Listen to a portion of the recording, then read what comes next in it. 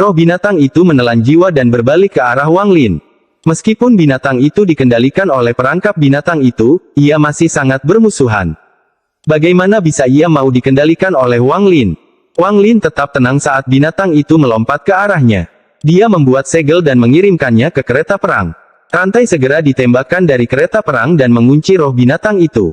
Makhluk roh itu mulai berjuang, tidak mau menyerah. Namun, rantai itu tampaknya dipenuhi dengan kekuatan yang sangat besar. Mereka perlahan menyeret roh binatang itu kembali ke kereta perang. Roh binatang itu terus berjuang dengan sia-sia saat ia diseret kembali ke kereta perang. Saat berada di samping kereta perang, tubuhnya mulai mengecil hingga menghilang ke dalam kereta perang. Kereta perang itu kembali menjadi perangkap binatang dengan keras dan terbang menuju Wang Lin. Mata Wang Lin berbinar. Dia mengeluarkan batu roh kualitas terbaik dengan satu tangan dan mengulurkan tangan lainnya untuk menerima perangkap binatang itu. Saat benda itu mendarat di pergelangan tangannya, benda itu mulai menyedot energi spiritualnya. Dengan batu roh kualitas terbaik di tangan, Wang Lin dengan cepat terbang. Kecepatannya tidak cepat. Saat dia terbang, dia mengubah kekuatan isap dari perangkap binatang buas menuju batu roh kualitas terbaik. Proses ini berlangsung sangat lama sebelum hisapannya perlahan melemah. Wang Lin menyeka keringat di dahinya. Saat dia mengendurkan tangannya, batu roh kualitas terbaik berubah menjadi debu di telapak tangannya. Kekuatan kereta perang pembunuh dewa berada di luar imajinasiku. Sungguh layak disebut sebagai harta surgawi. Namun, roh binatang itu terlalu ganas. Meskipun perangkap binatang buas dapat mengendalikannya untuk sementara waktu, itu mungkin akan menguras tenagaku sepenuhnya suatu hari nanti. Selain itu, setiap kali saya menggunakannya, saya harus menggunakan batu roh berkualitas tinggi untuk mengisi kembali energi spiritual yang hilang. Biayanya terlalu tinggi. Keringat di dahi Wang Lin menghilang saat angin bertiup di wajahnya. Dia mulai merenung dalam diam. Kecepatannya sangat cepat. Dia tahu bahwa lantai 3 sangat berbahaya dan dia harus segera pergi. Juga, kata-kata dari orang barbar di lantai 2 masih bergema di telinganya. Dukun 7 daun, yang sama dengan kultivator transformasi jiwa, adalah sesuatu yang tidak bisa dilawan oleh Wang Lin saat ini. Saya ingin tahu apakah kereta perang pembunuh dewa dapat membunuh seorang kultivator transformasi jiwa. Perbedaan antara seorang kultivator formasi jiwa dan seorang kultivator transformasi jiwa bukanlah sesuatu yang dapat dijelaskan oleh angka. Itu adalah perbedaan kualitas. Semua energi spiritual di dalam seorang kultivator transformasi jiwa telah berubah menjadi energi spiritual surgawi. Wang Lin mengerutkan kening. Namun, ini agak aneh. Mengapa tidak ada dukun 7 daun yang muncul saat keributan di bawah pohon reinkarnasi terjadi? Mata Wang Lin berbinar dan dia terbang lebih cepat. Dia sangat menarik perhatian saat terbang di lantai 3 dengan pohon reinkarnasi di bahunya. Dia menggerakkan tangannya ke atas pohon itu dan memotongnya menjadi beberapa bagian. Cabang pohon sebelumnya bisa dimasukkan ke dalam tas, tapi seluruh pohon tidak bisa masuk. Saya akan memotongnya menjadi beberapa bagian dan melihat apakah itu berhasil. Wang Lin memotong sepotong dan mencobanya. Tanpa penundaan, sepotong kecil pohon reinkarnasi menghilang ke dalam tas penyimpanan. Berhasil. Wang Lin meningkatkan kecepatannya dan dengan cepat memasukkan potongan pohon itu ke dalam tas pegangannya. Pohon reinkarnasi ini memang misterius. Itu tidak bisa dimasukkan ke dalam tas penyimpanan secara keseluruhan, tapi bisa dipotong-potong. Wang Lin melihat tas berisi dan dengan cepat terbang menuju pintu keluar lantai 3. Waktu perlahan berlalu. Wang Lin bisa melihat pintu keluar. Dia menggunakan teleportasi dan tiba di terowongan, tetapi pada saat ini, suara batuk datang dari kejauhan. Seorang lelaki tua yang memiliki tato menutupi 80% tubuhnya perlahan berjalan mendekat dengan punggung bungkuk. Wang Lin tidak ragu-ragu. Dia masuk ke terowongan dan pergi ke lantai 2. Orang tua berambut putih itu mengenakan gelang yang terbuat dari tulang binatang. Dia menyentuh gelang itu dengan tangannya dan berjalan menuju ke arah Wang Lin. Dalam sekejap mata, dia menghilang dan muncul kembali di lantai 2. Apa ini? Setelah lelaki tua itu muncul kembali, dia langsung terkejut. Ketika dia menghilang, dia bisa dengan jelas merasakan lokasi orang luar itu, tetapi ketika dia muncul kembali, kehadiran orang luar itu telah lenyap sama sekali. Lelaki tua itu menegakkan punggungnya dan menunjuk ke alisnya. Tanaman 7 daun perlahan muncul di dahinya dan setiap sudut lantai 2 dengan cepat muncul di benak lelaki tua itu. Pada saat yang sama, teknik seperti indera ilahi seorang kultivator menyapu lantai 2, tetapi dia tidak menemukan jejak Wang Lin. Alhasil, lelaki tua itu memperlihatkan ekspresi kaget. Junior luar ini memiliki beberapa keterampilan untuk bisa lepas dari mataku. Orang tua itu merenung sebentar lalu menghilang. Setengah bulan berlalu dalam sekejap mata. Dalam waktu setengah bulan, tidak ada seorang pun yang meninggalkan makam abadi. Orang tua Hu mengambil risiko merusak jiwa aslinya dan menggunakan teknik penyelamatan nyawanya untuk melarikan diri. Namun, di tengah pelariannya, dia ditangkap oleh lelaki tua bungkuk itu. Tidak ada lagi berita tentang orang tua Hu sejak saat itu. Adapun mayat Su Luo dan Yun Meng, mereka juga diambil oleh klan abadi yang terbengkalai untuk keperluan lain. Qiu Siping tidak mampu menolak pemurnian dukun 6 daun. Bagaimanapun, dukun 6 daun itu seperti seorang kultivator formasi jiwa. Alhasil, ia menjadi boneka. Selain wanita berkerudung putih dan pelayannya, yang lokasinya tidak diketahui, Wang Lin adalah satu-satunya orang dari kelompok mereka yang masih tersisa. Pada hari ini, di pintu masuk ke lantai 3 dari lantai 2, cahaya berwarna pelangi muncul dan segera, seseorang muncul di dalam cahaya tersebut. Pada saat yang hampir bersamaan Wang Lin muncul, dia menghilang. Setengah bulan yang lalu, ketika dia memperhatikan lelaki tua bungkuk itu ketika dia tiba di lantai 2, dia memasuki surga yang menantang manik tanpa ragu-ragu. Sudah lama sekali sejak dia harus bersembunyi di dalam mutiara penentang surga. Di hadapan dukun 7 daun, yang seperti seorang kultivator transformasi jiwa, Wang Lin tahu dia tidak punya peluang sama sekali. Begitu dia dikunci, satu-satunya jalan yang tersisa baginya adalah kematian. Setelah dia muncul, kecepatannya mencapai batasnya. Dia tidak peduli tentang apapun selain pergi, jadi dia menggunakan energi spiritual untuk terbang secepat mungkin. Jika bukan karena kompas bintang hanya bisa terbang di kehampaan, dia pasti sudah menggunakannya. Dia terus berteleportasi sambil memegang batu roh berkualitas tinggi di tangannya. Ketika dia hendak memasuki terowongan ke lantai pertama, sebuah tato emas muncul dan menutup terowongan tersebut. Junior luar, lelaki tua ini sudah lama menunggumu. Sambil terbatuk, lelaki tua dengan punggung bungkuk muncul di dalam tato dan dengan santai menatap Wang Lin. Hanya dengan satu tatapan, Wang Lin merasa seperti dia telah benar-benar terlihat. Perasaan dingin menyelimuti tubuhnya. Wang Lin tidak berani mundur. Dia bisa merasakan jika dia mundur selangkah, lelaki tua itu akan membunuhnya. Dia dengan dingin menatap lelaki tua itu dengan tangan kirinya menyentuh perangkap binatang itu. Orang tua itu terbatuk dan perlahan berkata, "Kamu membunuh Momo, dia ya, Kagu, dan Cimu. Saya bisa melihat roh kebencian di tubuh Anda. Untuk membunuh junior klan saya ini hanya dengan kultivasi formasi jiwa tahap pertengahan, terutama prajurit 6 daun seperti Cimu, Anda harus terkenal di dunia kultivasi. Siapa namamu?" Wang Lin dengan tenang berkata, "Wang Lin." Tangan kirinya dengan kuat menekan perangkap binatang itu. Kereta perang memiliki kelemahan fatal, butuh waktu terlalu lama untuk diaktifkan. Wang Lin tidak yakin dia bisa menghentikan lelaki tua itu untuk membukanya. Harta karun yang membunuh Cimu seharusnya adalah gelangmu itu. Orang tua itu melihat ke arah perangkap binatang itu dan berkata, "Ada aroma roh binatang di dalam sana." Wajah Wang Lin muram. Dia menatap lelaki tua itu dan mencoba bergerak mundur perlahan. Mata lelaki tua itu kembali menatap Wang Lin. Wang Lin berhenti dan tidak melanjutkan mundur. Orang tua itu terbatuk. "Aku tidak akan terlalu mempersulitmu. Katakan padaku metode yang kamu gunakan untuk menyembunyikan kehadiranmu dan aku akan menjaga tubuhmu tetap utuh dan membuat tato di dalam dirimu sendiri. Mulai saat itu, kamu akan menjadi boneka tatoku. Seseorang dengan tingkat kultivasi Anda tidak akan bisa melarikan diri." Orang tua itu mengulurkan tangan dan Wang Lin segera merasakan ruang di sekitarnya mulai mendekat. Mata Wang Lin menjadi dingin. Tangan kanannya menyentuh tas pegangan dan bendera pembatasan muncul. Itu melepaskan banyak naga yang terbuat dari gas pembatas yang menyerang orang tua itu. Pada saat yang sama, pedang surgawi muncul di tangan Wang Lin, dan dia menebas lelaki tua itu. Lelaki tua itu mengangkat alisnya dan menunjuk ke depan. Tato di tubuhnya bergerak dengan cara yang aneh. Segera, sebuah tato muncul di ujung jarinya dan dikirim terbang dengan sebuah jentikan. Saat tato itu muncul, tato itu terbelah menjadi tato yang lebih kecil dan terbang menuju naga. Sedangkan untuk energi pedang, lelaki tua itu membuat tato lain yang bertabrakan dengan energi pedang.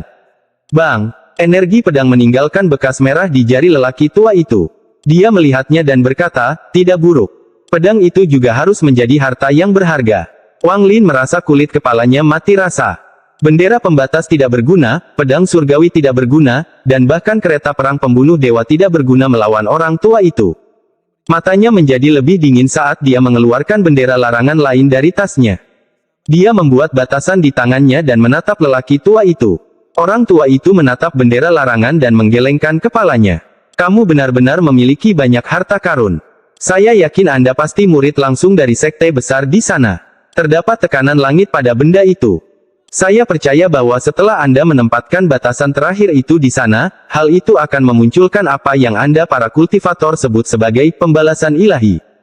Jika kita berada di permukaan, itu mungkin menyakitiku, tapi ini adalah makam abadi, dunia yang berbeda.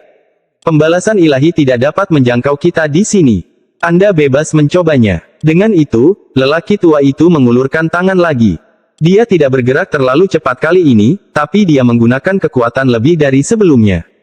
Suara berderak terdengar di sekitar Wang Lin dan bahkan keretakan spasial pun muncul. Sepertinya area ini akan runtuh. Mata Wang Lin berbinar. Setelah dia melepaskan bendera larangan, satu benda lagi muncul di tangannya. Objek ini adalah sebuah gulungan. Saat gulungan yang tampak biasa muncul di tangan Wang Lin, lelaki tua itu, yang ekspresinya tidak berubah sama sekali, tiba-tiba menjadi serius dan tangannya tanpa sadar berhenti. Episode 352 Boneka Tato. Dengan jeda ini, Wang Lin merasakan kekuatan di sekitarnya mengendur. Wang Lin tidak ragu-ragu dan segera berteleportasi. Mata lelaki tua itu mengungkapkan cahaya misterius dan kemudian dia mengejar Wang Lin. Wang Lin diam-diam menghela nafas, meskipun dia telah menyempurnakan gulungan itu untuk waktu yang sangat lama, dia masih tidak tahu bagaimana cara menggunakannya. Sebelumnya, dia benar-benar tidak punya cara lain untuk menghadapi lelaki tua itu, yang membuatnya mengeluarkan gulungan itu untuk digunakan, disobek, atau dibuang. Namun, lelaki tua itu berhenti ketika melihat gulungan itu, yang menyebabkan Wang Lin mengubah rencananya. Dia menggunakan jeda itu untuk segera melarikan diri. Terowongan menuju lantai pertama diblokir, jadi hanya tersisa satu jalan lagi. Meski juga sangat berbahaya, itu lebih baik daripada menunggu di sini untuk mati. Wang Lin mengayunkan pedang surgawi ke udara. Keretakan spasial tiba-tiba muncul di tempat pedang surgawi terayun melewatinya. Bagian dalamnya gelap gulita, seperti mulut pemakan manusia. Saat keretakan spasial muncul, keretakan itu mulai menyusut. Wang Lin dengan cepat memasuki celah tersebut. Saat dia memasuki celah, lelaki tua itu tiba. Orang tua itu mendengus dan melangkah ke celah untuk terus mengejar Wang Lin. Saat Wang Lin memasuki celah, angin kencang menerpa tubuhnya. Ada organisme kecil yang tak terhitung jumlahnya di dalam angin, dan ketika mereka mengenai tubuhnya, dia merasakan sakit di sekujur tubuhnya. Bahkan jiwa asalnya berkedip-kedip seperti api yang tertiup angin. Meskipun dia tahu bahaya keretakan spasial, Wang Lin terkejut di dalam hatinya. Namun, bahaya sebenarnya adalah tersesat di dalam kehampaan, tidak dapat menemukan jalan keluar. Di dalam kehampaan ini, ada angin dingin yang mampu memadamkan jiwa asal. Tempat ini gelap gulita. Dia tidak dapat melihat apapun dengan jelas. Angin dingin menjadi semakin kuat. Wang Lin dengan cepat menamparkan tasnya dan kompas bintang muncul. Dia duduk di kompas bintang dan dengan cepat terbang sambil menggunakan energi spiritualnya untuk mengusir udara dingin yang masuk ke tubuhnya. Inilah alasan mengapa dia memasuki celah spasial. Hanya dalam kehampaan dia bisa menggunakan kompas bintang. Ini adalah satu-satunya metode untuk bergerak lebih cepat dari orang tua itu dan melarikan diri dari kejarannya. Orang tua itu memasuki celah itu. Dia melambaikan tangannya dan sebuah tato muncul di celah itu untuk menghentikannya agar tidak menutup. Orang tua itu bergumam pada dirinya sendiri, gulungan itu sangat mirip dengan harta suci klanku di lantai 11. Angin dingin itu tidak berpengaruh padanya. Saat benda itu mengenai tubuhnya, bukan saja dia tidak merasakan ketidaknyamanan, tapi juga terasa menyenangkan. Orang tua itu merenung sedikit dan terus mengejar Wang Lin. Wang Lin sedang duduk di atas kompas dan sepenuhnya fokus untuk mengendalikannya. Dia bergerak sangat cepat dan tidak menemukan apapun yang hidup di jalurnya. Sepertinya tempat ini hanyalah kehampaan hitam tak berujung. Ini jelas berbeda dari kehampaan yang biasa dia alami. Rasa bahaya dari belakangnya masih ada. Lelaki tua itu jelas masih mengejarnya. Ekspresi Wang Lin muram saat dia mengendalikan kompas bintang untuk bergerak hingga batasnya. Orang tua itu berjalan melewati kehampaan dengan tangan di belakang punggungnya. Dia akan melintasi jarak yang sangat jauh setiap langkah yang diambilnya, tapi dia masih tidak bisa mengejar Wang Lin. Ia sangat terkejut dan berpikir bahwa junior ini benar-benar memiliki banyak harta berharga yang berguna dalam berbagai situasi. Dia percaya bahwa Wang Lin adalah seorang junior penting di permukaan. Keinginannya untuk menjadikan Wang Lin sebagai boneka tatonya menjadi semakin kuat. Kekosongan ini sangat aneh. Semakin banyak Wang Lin terbang, semakin kuat perasaan ini. Dalam beberapa hari terakhir penerbangan, dia tidak melihat apapun. Bahkan tidak ada sedikit pun energi spiritual di sini. Dia tidak bisa terus seperti ini. Matanya tiba-tiba menjadi dingin dan dia membuang perangkap binatang itu. Kereta perang muncul di kompas bintang. Wang Lin menarik napas dalam-dalam. Dia membuat segel dan mengirimkannya ke kereta perang. Roh binatang itu tiba-tiba muncul di samping kereta perang. Karena Wang Lin sangat dekat, roh binatang itu segera mencoba melahapnya. Tapi Wang Lin sudah siap. Dia dengan lembut membisikkan sesuatu dan rantai dari kereta perang menyeret roh binatang itu kembali. Roh binatang itu terus mengaum sambil menatap tajam ke arah Wang Lin. Wang Lin mengangkat kepalanya untuk melihat roh binatang itu dan membuat segel lainnya. Segera, paku pada kereta perang mulai memancarkan cahaya hitam. Wang Lin berbalik dan fokus mengendalikan kompas bintang. Dia tahu bahwa kereta perang membutuhkan waktu untuk diaktifkan. Berdasarkan pengalamannya sebelumnya, waktu yang diperlukan untuk membakarnya kira-kira sama dengan waktu yang dibutuhkan untuk membakar sebatang dupa. Segera, waktu berlalu dan roh binatang itu selesai menyerap cahaya hitam dari paku-paku itu. Binatang itu semakin besar. Selama waktu ini, binatang itu mencoba melahap Wang Lin berkali-kali tetapi tertahan oleh rantai. Akhirnya, setelah kereta perang diaktifkan sepenuhnya, mata Wang Lin berbinar dan kompas bintang berhenti. Orang tua itu memperhatikan bahwa Wang Lin telah berhenti bergerak dan segera mempercepat langkahnya. Pada saat yang sama, kekuatan jiwa yang kuat menyebar.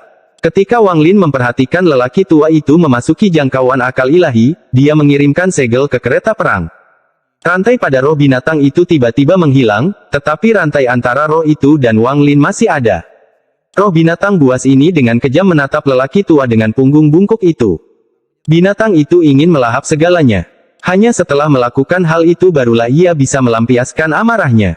Ekspresi lelaki tua itu segera berubah dan dia berhenti. Dia dengan cepat menyentuh tato di tubuhnya dan kemudian semuanya tiba-tiba terbang dan melayang 3 inci di atas kulitnya. Pada saat ini, roh binatang itu tiba.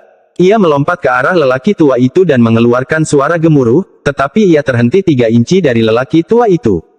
Yang menghentikannya adalah berbagai tato yang bersinar liar. Tapi kereta perang pembunuh dewa sangat kuat, jadi orang tua itu terdorong mundur 1000 kaki.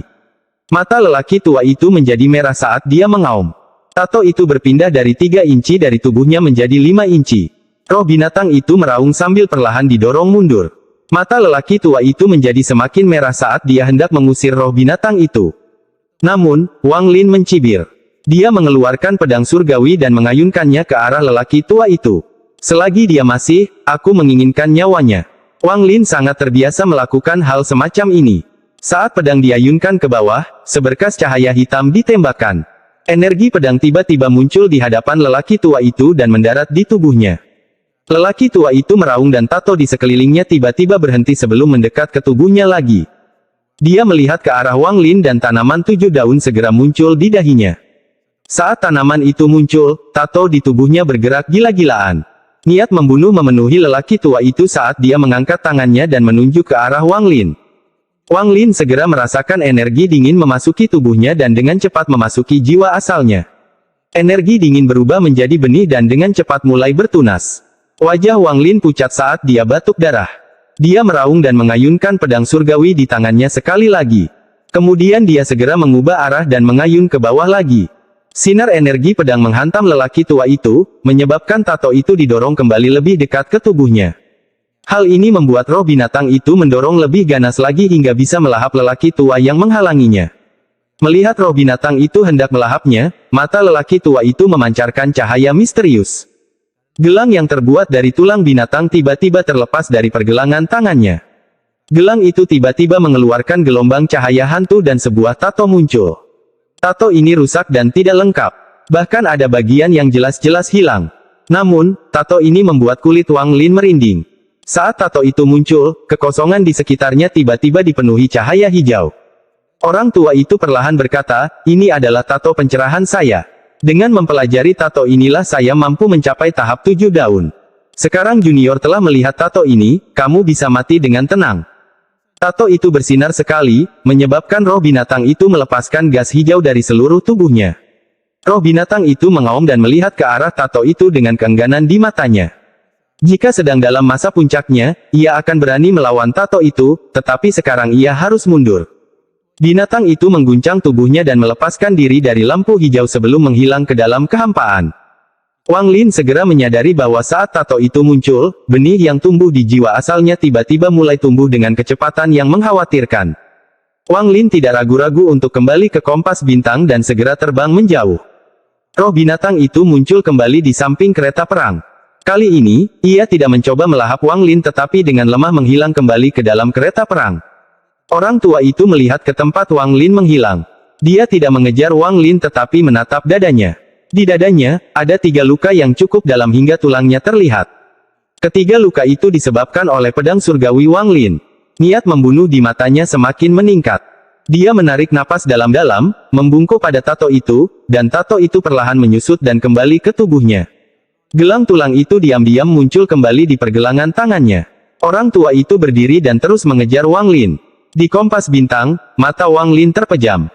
Di kepalanya ada tanaman yang perlahan-lahan menjulurkan akarnya. Penyakit itu telah berpindah melewati wajahnya, ke lehernya, dan masih terus menyebar. Gelombang raungan keluar dari mata Wang Lin. Dia tiba-tiba membuka matanya, yang menunjukkan sedikit kegilaan, tapi kemudian dengan cepat menutupnya dan menunjukkan ekspresi kesusahan. Dia menghadapi rasa sakit yang luar biasa, namun meski begitu, dia mampu menenangkan sebagian pikirannya untuk mengendalikan kompas bintang untuk melanjutkan pelariannya. Episode 353 Elemen Kayu. Tanaman di dahi Wang Lin dengan cepat tumbuh dan menutupi tubuhnya. Bahkan ada garis hitam di punggung tangannya. Garis-garis hitam ini membentuk berbagai tato. Tato ini sepertinya telah mengakar di dalam daging Wang Lin dan perlahan menyebar. Rasa sakit yang ditunjukkan Wang Lin di wajahnya meningkat. Dia tiba-tiba membuka matanya dan membentuk segel. Setelah sekian lama, meski matanya masih bersinar merah, ada sedikit kejelasan. Namun, gambar tato secara misterius muncul dan menghilang di matanya. Tato ini terlalu kejam. Wang Lin sangat murung saat dia melihat garis hitam di punggung tangannya. Tato itu telah menutupi seluruh jiwa aslinya seperti jaring, menjebaknya. Tato yang muncul di kulitnya hanyalah cerminan dari apa yang terjadi pada jiwa asalnya. Tato ini sepertinya memiliki kehidupan. Aku hanya bisa menekannya untuk sementara. Wang Lin merenung dan mengatur tubuhnya untuk membuat energi spiritualnya stabil. Dia kemudian menyentuh kereta perang itu. Itu berubah kembali menjadi gelang dan mendarat di pergelangan tangannya. Setelah menggunakan batu roh kualitas terbaik untuk menangkal hisapan dari gelang itu, dia dengan dingin melihat ke kehampaan di belakangnya. Dia bisa merasakan lelaki tua itu masih mengejarnya dan semakin dekat. Jika bukan karena kecepatan kompas bintang di luar imajinasi orang tua itu, dia pasti sudah tertangkap. Wang Lin mengutuk, hantu tua sialan itu tidak akan menyerah. Wang Lin telah berjalan selama lebih dari sebulan sekarang. Dia merasakan hal yang sama seperti dulu ketika dia dikejar seperti buronan pada masa pendirian fondasi. Jika bukan karena dia memiliki berbagai hal yang dapat memulihkan energi spiritualnya, dia pasti sudah kelelahan dan ditangkap oleh lelaki tua itu. Namun, tidak peduli berapa banyak pil yang dimilikinya, pada akhirnya semuanya akan habis. Ketika dia kehabisan hal untuk memulihkan energi spiritualnya untuk mengoperasikan kompas bintang, maka satu-satunya hasil baginya adalah kematian. Lari, dia hanya bisa lari. Semua hartanya tidak ada gunanya melawan lelaki tua selain gulungan itu, yang dia tidak tahu cara menggunakannya. Karena lelaki tua itu tidak bisa mengejar ketinggalan, ini berubah menjadi perang gesekan untuk melihat siapa yang bisa bertahan lebih lama. Mata Wang Lin berbinar dan dia mengendalikan kompas bintang untuk terus terbang. Setelah memutuskan untuk terlibat dalam perang gesekan, Wang Lin mulai sangat berhati-hati dengan setiap pil yang diminumnya. Dia tidak ingin menyia-nyiakan energi spiritual apapun di dalam pil. Orang tua itu terus mengejar. Semakin dia mengejar, semakin dia terkejut karena junior di hadapannya bisa terus terbang dengan kecepatan ini selama ini. Meskipun Wang Lin menggunakan semacam harta karun itu masih menggunakan energi spiritual. Seorang junior yang mampu mengendalikan harta karun selama ini sambil memiliki benih tato di dalam dirinya sangatlah jarang. Orang ini pasti murid dari sekte besar di atas sana, bahkan mungkin murid Suzaku. Saya harus menyempurnakannya menjadi boneka tato saya, kemudian, ketika saya mengirimnya kembali, itu akan memiliki efek yang besar. Klan abadi yang terabaikan tidak bisa melampaui lantai pertama karena segel dari Suzaku. Satu-satunya yang bisa pergi hanyalah boneka bertato. Yang ditemui Wang Lin di luar sebelumnya adalah boneka tato, hanya saja boneka itu berperingkat rendah. Inilah sebabnya mengapa klan abadi yang terbengkalai mengambil mayat para kultivator yang mati. Jika tidak, lautan iblis dan seluruh negara di sekitarnya akan musnah oleh klan abadi yang terbengkalai. Anggota klan abadi yang tertinggal juga tidak perlu bertarung satu sama lain demi binatang buas. Mata lelaki tua itu mengeluarkan cahaya misterius sambil terus mengejar. Orang tua itu mendengus. Junior ini pasti punya banyak pil, tapi berapapun banyak yang dia punya, dia akan habis.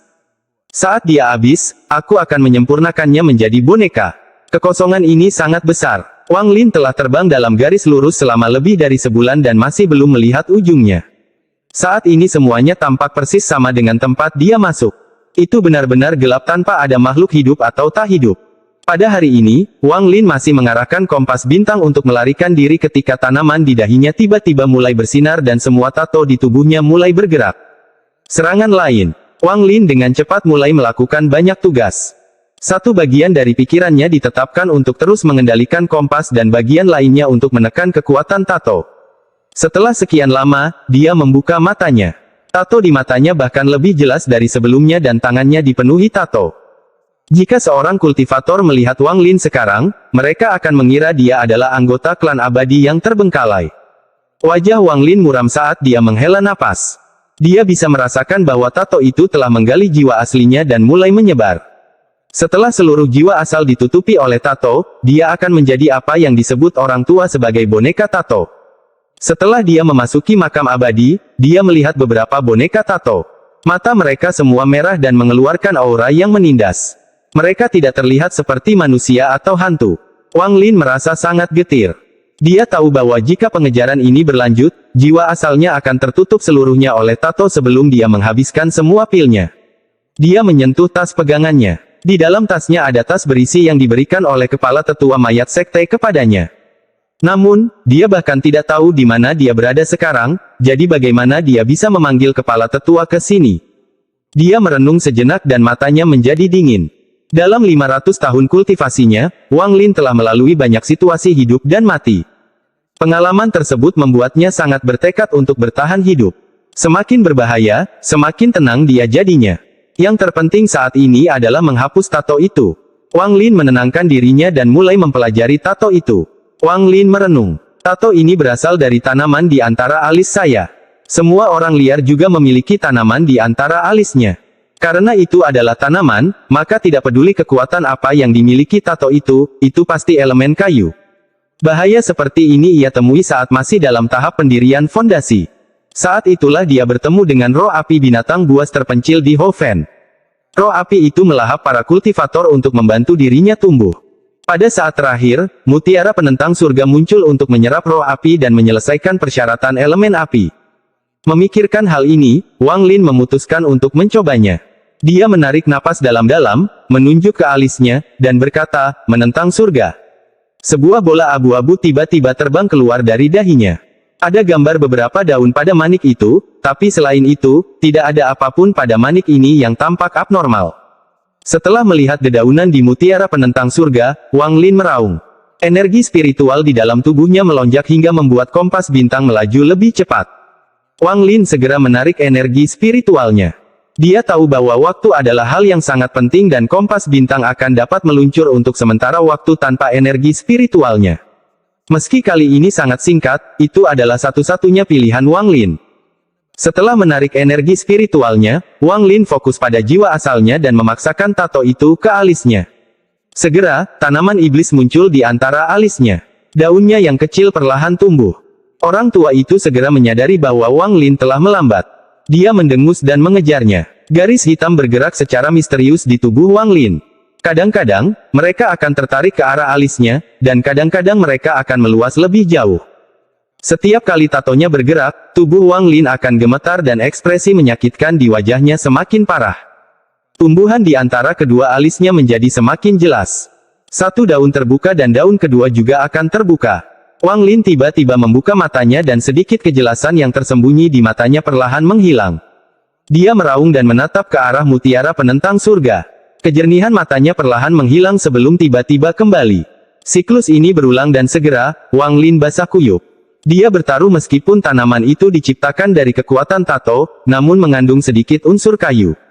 Selama ada elemen kayu, mutiara penentang surga bisa menyerapnya. Jika dia kalah maka dia akan segera menggunakan seluruh kekuatannya untuk menekan tato tersebut. Orang tua itu sepertinya menyadari sesuatu dan mencibir sambil terus mengejar. Dia yakin bahwa seseorang yang setidaknya tidak berada satu alam di atasnya dalam kultivasi tidak dapat menghilangkan benih tersebut. Wang Lin menatap mutiara penentang surga. Perjuangan di wajahnya menjadi semakin sengit. Kemudian mutiara penentang surga tiba-tiba mengeluarkan lampu hijau. Awalnya lemah, tapi lambat laun menjadi lebih cerah. Tak lama setelah itu, daun yang baru saja terbuka bergetar dan ditarik keluar dari Wang Lin dan diserap oleh mutiara penentang surga. Saat daun itu menghilang, kejernihan matanya kembali. Wang Lin sangat bersemangat. Dia dengan cepat menunjuk ke arah mutiara penentang surga untuk menghilangkannya dan kemudian mengalihkan perhatian penuhnya untuk mengendalikan kompas bintang untuk melarikan diri. Dia tahu bahwa waktu adalah hal yang sangat penting, jadi dia tidak punya waktu bagi manik mutiara penentang surga untuk menyerap lebih banyak. Sekarang dia tahu bahwa mutiara penentang surga dapat menyerap tato itu, dia tidak lagi terburu-buru untuk menghilangkannya, jadi dia fokus untuk melarikan diri. Orang tua itu muncul tepat setelah Wang Lin menghilang. Wajahnya muram saat dia menatap ke kejauhan dengan alis terkunci. Mengapa junior ini memiliki begitu banyak harta karun yang berbeda? Dia punya sesuatu yang bisa menghilangkan benih tato. Ketika daun itu diserap oleh mutiara penentang surga, lelaki tua itu dapat mendeteksinya dan terkejut. Saya harus menyempurnakan orang ini menjadi boneka tato saya. Mata lelaki tua itu menjadi dingin lagi dan dia terus mengejar. Wang Lin sangat senang. Dia duduk di kompas, menyentuh dahinya, dan bergumam, saya tidak menyangka akan mendapatkan keberuntungan dalam kemalangan ini. Elemen air, api, dan tanah yang menentang surga sudah lengkap. Tidak ada unsur logam sama sekali dan unsur kayu sudah setengah jadi. Saya ingin tahu apakah elemen kayunya akan lengkap setelah menyerap tato di tubuh saya. Waktu perlahan berlalu. Perasaan Wang Lin terhadap waktu pada dasarnya tidak ada. Dia menghabiskan setiap momen dengan fokus mengendalikan kompas bintang untuk melarikan diri. Dia sudah menggunakan lebih dari setengah pil di tasnya. Hanya tersisa beberapa botol, namun bahaya di belakangnya masih belum hilang. Namun, yang membuat Wang Lin bersyukur adalah lelaki tua yang mengejarnya perlahan melambat. Jika ini terus berlanjut, tidak butuh waktu lama bagi Wang Lin untuk benar-benar kehilangan orang tua itu. Setelah semua pil habis, saya masih memiliki batu roh kualitas terbaik. Dengan itu, aku bisa bertahan sampai sekantong tulang tua itu benar-benar habis. Wang Lin melihat ke belakang sambil mencibir. Saya harus berterima kasih kepada sekantong tulang tua itu. Jika bukan karena dia, saya tidak akan tahu bahwa kompas bintang memiliki teknik gerakan di dalamnya. Wang Lin menyentuh kompas bintang. Dia sangat mengagumi harta karun ini. Episode 354 memotong jalan pelarianmu. Orang tua itu masih mengerutkan kening. Dia telah mengejar Wang Lin selama lebih dari 4 bulan. Ada beberapa kali dia hampir menyusul, tapi kemudian harta karun yang ditunggangi Wang Lin akan mengeluarkan cahaya putih dan tiba-tiba berteleportasi. Ini mengejutkannya dan membuatnya semakin marah. Dukun Agung berdaun 7 bahkan tidak bisa menangkap seorang junior. Baginya, ini memalukan. Namun, dia bukanlah seorang kultivator. Semua kekuatannya berasal dari tato di tubuhnya. Dia tidak menyangka junior itu mampu mempertahankan kecepatan ini selama 4 bulan. Mata lelaki tua itu berkedip dan dia mulai merenung.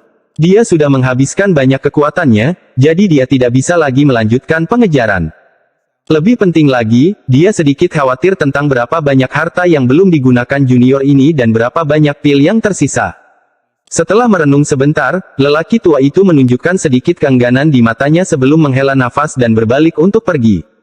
Wang Lin tiba-tiba merasakan bahaya dari belakangnya menghilang, jadi dia menghentikan kompas bintang. Dia menoleh ke belakang dan mulai merenung. Tidak lagi mengejar. Mata Wang Lin berbinar. Dia tidak yakin apakah lelaki tua itu sudah menyerah atau punya rencana lain. Setelah merenung sebentar, Wang Lin menghela nafas. Jika orang tua itu hanya berada pada tahap akhir formasi jiwa, Wang Lin akan berbalik dan mulai mengejarnya. Namun, lelaki tua ini sama dengan seorang kultivator transformasi jiwa, yang membuat Wang Lin meningkatkan kewaspadaannya. Dia merenung sedikit, mendengus, dan bukannya mundur, dia malah pergi ke sisi lelaki tua itu. Orang tua itu memperhatikan apa yang sedang dilakukan Wang Lin. Wajahnya tenggelam tetapi dia tidak melakukan apapun. Setelah beberapa hari, lelaki tua itu mengerutkan keningnya dengan keras. Wang Lin menjaga jarak yang sama darinya selama ini. Dia telah menahannya selama ini tetapi dia akhirnya tersentak dan berteriak, "Kamu benar-benar ceroboh." Dia berubah menjadi seberkas cahaya dan mengejar Wang Lin. Wang Lin tertawa dan kompas bintang menghilang dalam kehampaan. Setelah mengejar beberapa hari lagi, lelaki tua itu harus menyerah karena dia bisa merasakan kekuatan tatonya semakin lemah. Dia mendengus dingin sebelum berbalik menuju pintu keluar lagi. Wang Lin segera berhenti. Matanya berbinar dan, setelah merenung sebentar, dia terus mengganggu lelaki tua itu. Orang tua itu mengabaikan Wang Lin dan terus terbang. Seiring berjalannya waktu, Wang Lin yakin ini bukanlah semacam skema. Dia menyadari bahwa lelaki tua itu benar-benar tidak bisa terus mengejarnya. Setelah memastikan hal itu, mata Wang Lin menjadi sangat dingin. Dia menamparkan tas pegangannya dan pedang surgawi muncul di tangannya. Dia dengan cepat menutup jarak dan, setelah mencapai jarak tertentu dari lelaki tua itu, dia mengayunkan pedang surgawi di tangannya. Dia mengayunkannya 3 kali sebelum segera pergi. 3 sinar energi pedang terbang menuju lelaki tua itu. Wajahnya tenggelam saat dia menunjuk ke arah pedang energi. Tiba-tiba terdengar 3 poni, namun tubuh lelaki tua itu tidak bergerak sama sekali. Dia dengan muram melihat ke arah Wang Lin dan berteriak, "Kali ini orang tua ini akan melepaskanmu, jadi enyahlah. Atau jangan salahkan aku karena telah mengambil nyawamu." Dengan itu, lelaki tua itu terus bergerak menuju pintu keluar sambil mengabaikan Wang Lin. Wang Lin mencibir. Alih-alih mundur, dia mendekat lagi dan mengganggu lelaki tua itu dengan lebih banyak energi pedang. Setelah sebulan, lelaki tua itu menjadi sangat kesal. Dia berharap dia bisa pergi dan mencabik-cabik junior itu. Namun, Wang Lin akan melarikan diri tanpa ragu saat lelaki tua itu mencoba menyerang, dan jika dia ingin pergi, Wang Lin akan mengganggunya dengan energi pedang. Meskipun serangan energi pedang ini tidak dapat melukainya, serangan itu telah membuat suasana hatinya berubah dari buruk menjadi lebih buruk. "Wang Lin, apakah kamu sudah selesai?" Pada hari ini, lelaki tua itu akhirnya merasa muak dan berteriak pada kekosongan di belakangnya. Tato di tubuhnya bersinar seperti orang gila dan tekanan berat datang darinya. Wang Lin berada sangat jauh sehingga dia tidak takut sama sekali. Dia berkata, "Senior telah mengejar saya selama beberapa bulan. Anda harus enggan untuk menyerah. Junior di sini tidak punya banyak pil lagi di tasku, jadi jika kamu terus mengejarku, kamu pasti bisa mengejarnya." Mata lelaki tua itu sangat suram. Dia menatap kehampaan di kejauhan dan tiba-tiba menghilang. Ketika dia muncul kembali, dia menatap tajam ke arah cahaya putih yang dilepaskan oleh kompas bintang saat berteleportasi. Ekspresinya tiba-tiba berubah dan dia menoleh ke arah pintu keluar. Arah yang diteleportasi Wang Lin tidak hanya menjauh dari lelaki tua itu, tapi juga menuju pintu keluar. "Senior, junior akan menghancurkan pintu keluar agar kita bisa tinggal di sini selamanya. Bukankah itu menyenangkan?" Suara menjengkelkan Wang Lin memasuki telinga lelaki tua itu. Orang tua itu meraung dan tiba-tiba menyerang. Kebenciannya terhadap Wang Lin telah mencapai batasnya. Jika bukan karena harta karun itu, bagaimana dia bisa terjebak dalam situasi di mana akan buruk jika dia mengejar dan juga buruk jika dia tidak mengejar. Wang Lin memang tidak punya banyak pil tersisa, tapi dia masih memiliki batu roh kualitas terbaik. Dengan itu, dia yakin dia akan baik-baik saja dikejar oleh lelaki tua itu. Dia kadang-kadang mengayunkan pedang surgawi untuk mengganggu lelaki tua itu. Pengejaran ini adalah pertarungan gesekan dan pertarungan hati. Orang tua itu tidak bisa menebak berapa banyak pil dan batu roh yang tersisa Wang Lin. 4 bulan mengejar Wang Lin telah membuatnya meragukan dirinya sendiri. Dia merasa Wang Lin memiliki persediaan pil dan batu roh yang tak ada habisnya. Perasaan ini awalnya sangat lemah, tetapi ketika dia menyerah dan Wang Lin malah berbalik mengejarnya, perasaan ini menjadi sangat kuat. Dia yakin Wang Lin masih memiliki banyak pil dan batu roh yang tersisa, jadi dia tidak akan bisa mengejarnya apapun yang terjadi kecuali harta karun di bawah Wang Lin tiba-tiba pecah. Orang tua itu memikirkan cara untuk menyerang kompas bintang, tetapi Wang Lin tidak hanya cepat, dia juga sangat berhati-hati. Setiap kali dia mendekat pada jarak tertentu, Wang Lin akan berteleportasi. Pada saat ini, karena Wang Lin telah mengubah arah, pengejaran dimulai lagi.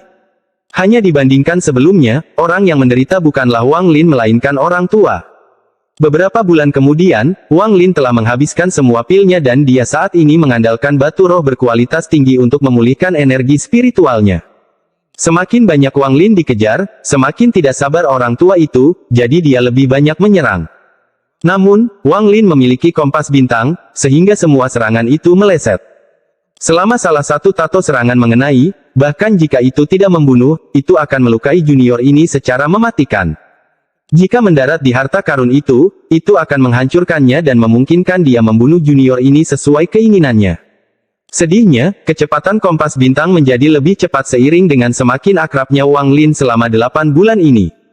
Pada akhirnya, Wang Lin membuat 4 soket pada kompas bintang dan menempatkan 4 batu roh berkualitas tinggi ke dalamnya.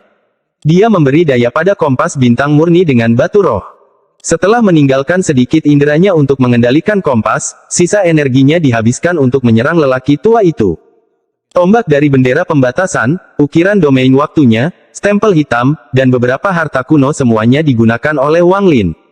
Meskipun mereka tidak berguna melawan orang tua itu, penguasaan Wang Lin atas mereka menjadi semakin baik. Lagi pula, sejak dia mulai berkultivasi, dia belum pernah berada dalam situasi di mana dia bisa menggunakan hartanya sesuai keinginannya. Pedang surgawi digunakan berkali-kali sampai dia bisa mengendalikannya seperti pedang terbang melalui Suli Guo selama pedang itu berada dalam jarak 30 kaki darinya. Hasilnya, meski kekuatan pedang surgawi tidak meningkat, ia jauh lebih gesit. Semua ini berkat orang tua itu. Kemarahan lelaki tua itu sudah mencapai batasnya. Seekor semut yang bisa dia hancurkan di antara jari-jarinya berani mengacau dia seperti ini. Dalam bulan-bulan pengejaran ini, Wang Lin telah menjadi seseorang yang harus dibunuh oleh lelaki tua itu. Dia bahkan menyerah pada gagasan mengubah Wang Lin menjadi boneka tato. Jika diberi kesempatan, dia tidak akan ragu sama sekali untuk mencabik-cabik Wang Lin. Bahkan ketiga sarung pedang diambil oleh Wang Lin dan digunakan satu per satu. Meskipun tingkat kultivasi Wang Lin tidak meningkat, penguasaannya atas harta karunnya seperti surga dan bumi dibandingkan sebelumnya. Saat dia menggunakan harta ajaib sekarang, itu bahkan lebih kuat. Pada hari ini, Wang Lin melihat pintu keluar dari kejauhan. Di pintu keluar ada tato raksasa bersinar yang menahan celah terbuka. Wang Lin bisa melihat dunia luar melalui celah tersebut. Ada banyak orang liar di luar pintu keluar yang menatap celah tersebut. Wang Lin mendengus. Dia tidak pernah mempertimbangkan untuk keluar melalui celah ini. Dia melompat dari kompas bintang dan mengayunkan pedang surgawi. Energi pedang menghantam tato yang menahan celah tersebut. Serangkaian suara gemuruh terdengar dan retakan muncul di tato. Tidak. Kekuatan tato lelaki tua itu hampir kering setelah mengejar Wang Lin selama 8 bulan. Ketika dia melihat tato di pintu keluar diserang, dia langsung berteriak dan sedikit kepanikan muncul di wajahnya.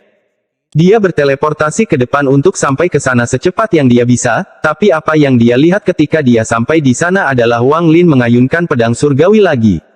Tato itu dihancurkan dan celah spasial ditutup. Tubuh lelaki tua itu bergetar ketika dia menatap dengan heran ke pintu keluar yang telah menghilang. Kantung tulang tua, karena tuan kecil ini tidak bisa pergi, sebaiknya kamu tetap di sini dan terus mengejarku. Wang Lin tidak tinggal diam. Setelah dia menghancurkan tatonya, dia kembali ke kompas dan terus melarikan diri. Tawanya perlahan terdengar dari kejauhan. Orang gila, kamu orang gila. Bahkan jika aku mati, aku tidak akan memaafkanmu. Mata lelaki tua itu memerah saat dia mengejar Wang Lin. Namun, tato di tubuhnya tampak redup. Setelah mengejar beberapa saat, dia berhenti. Dia meraung dan tiba-tiba duduk dalam posisi lotus. Tanaman berdaun 7 muncul di antara alisnya dan segera menutupi seluruh tubuhnya.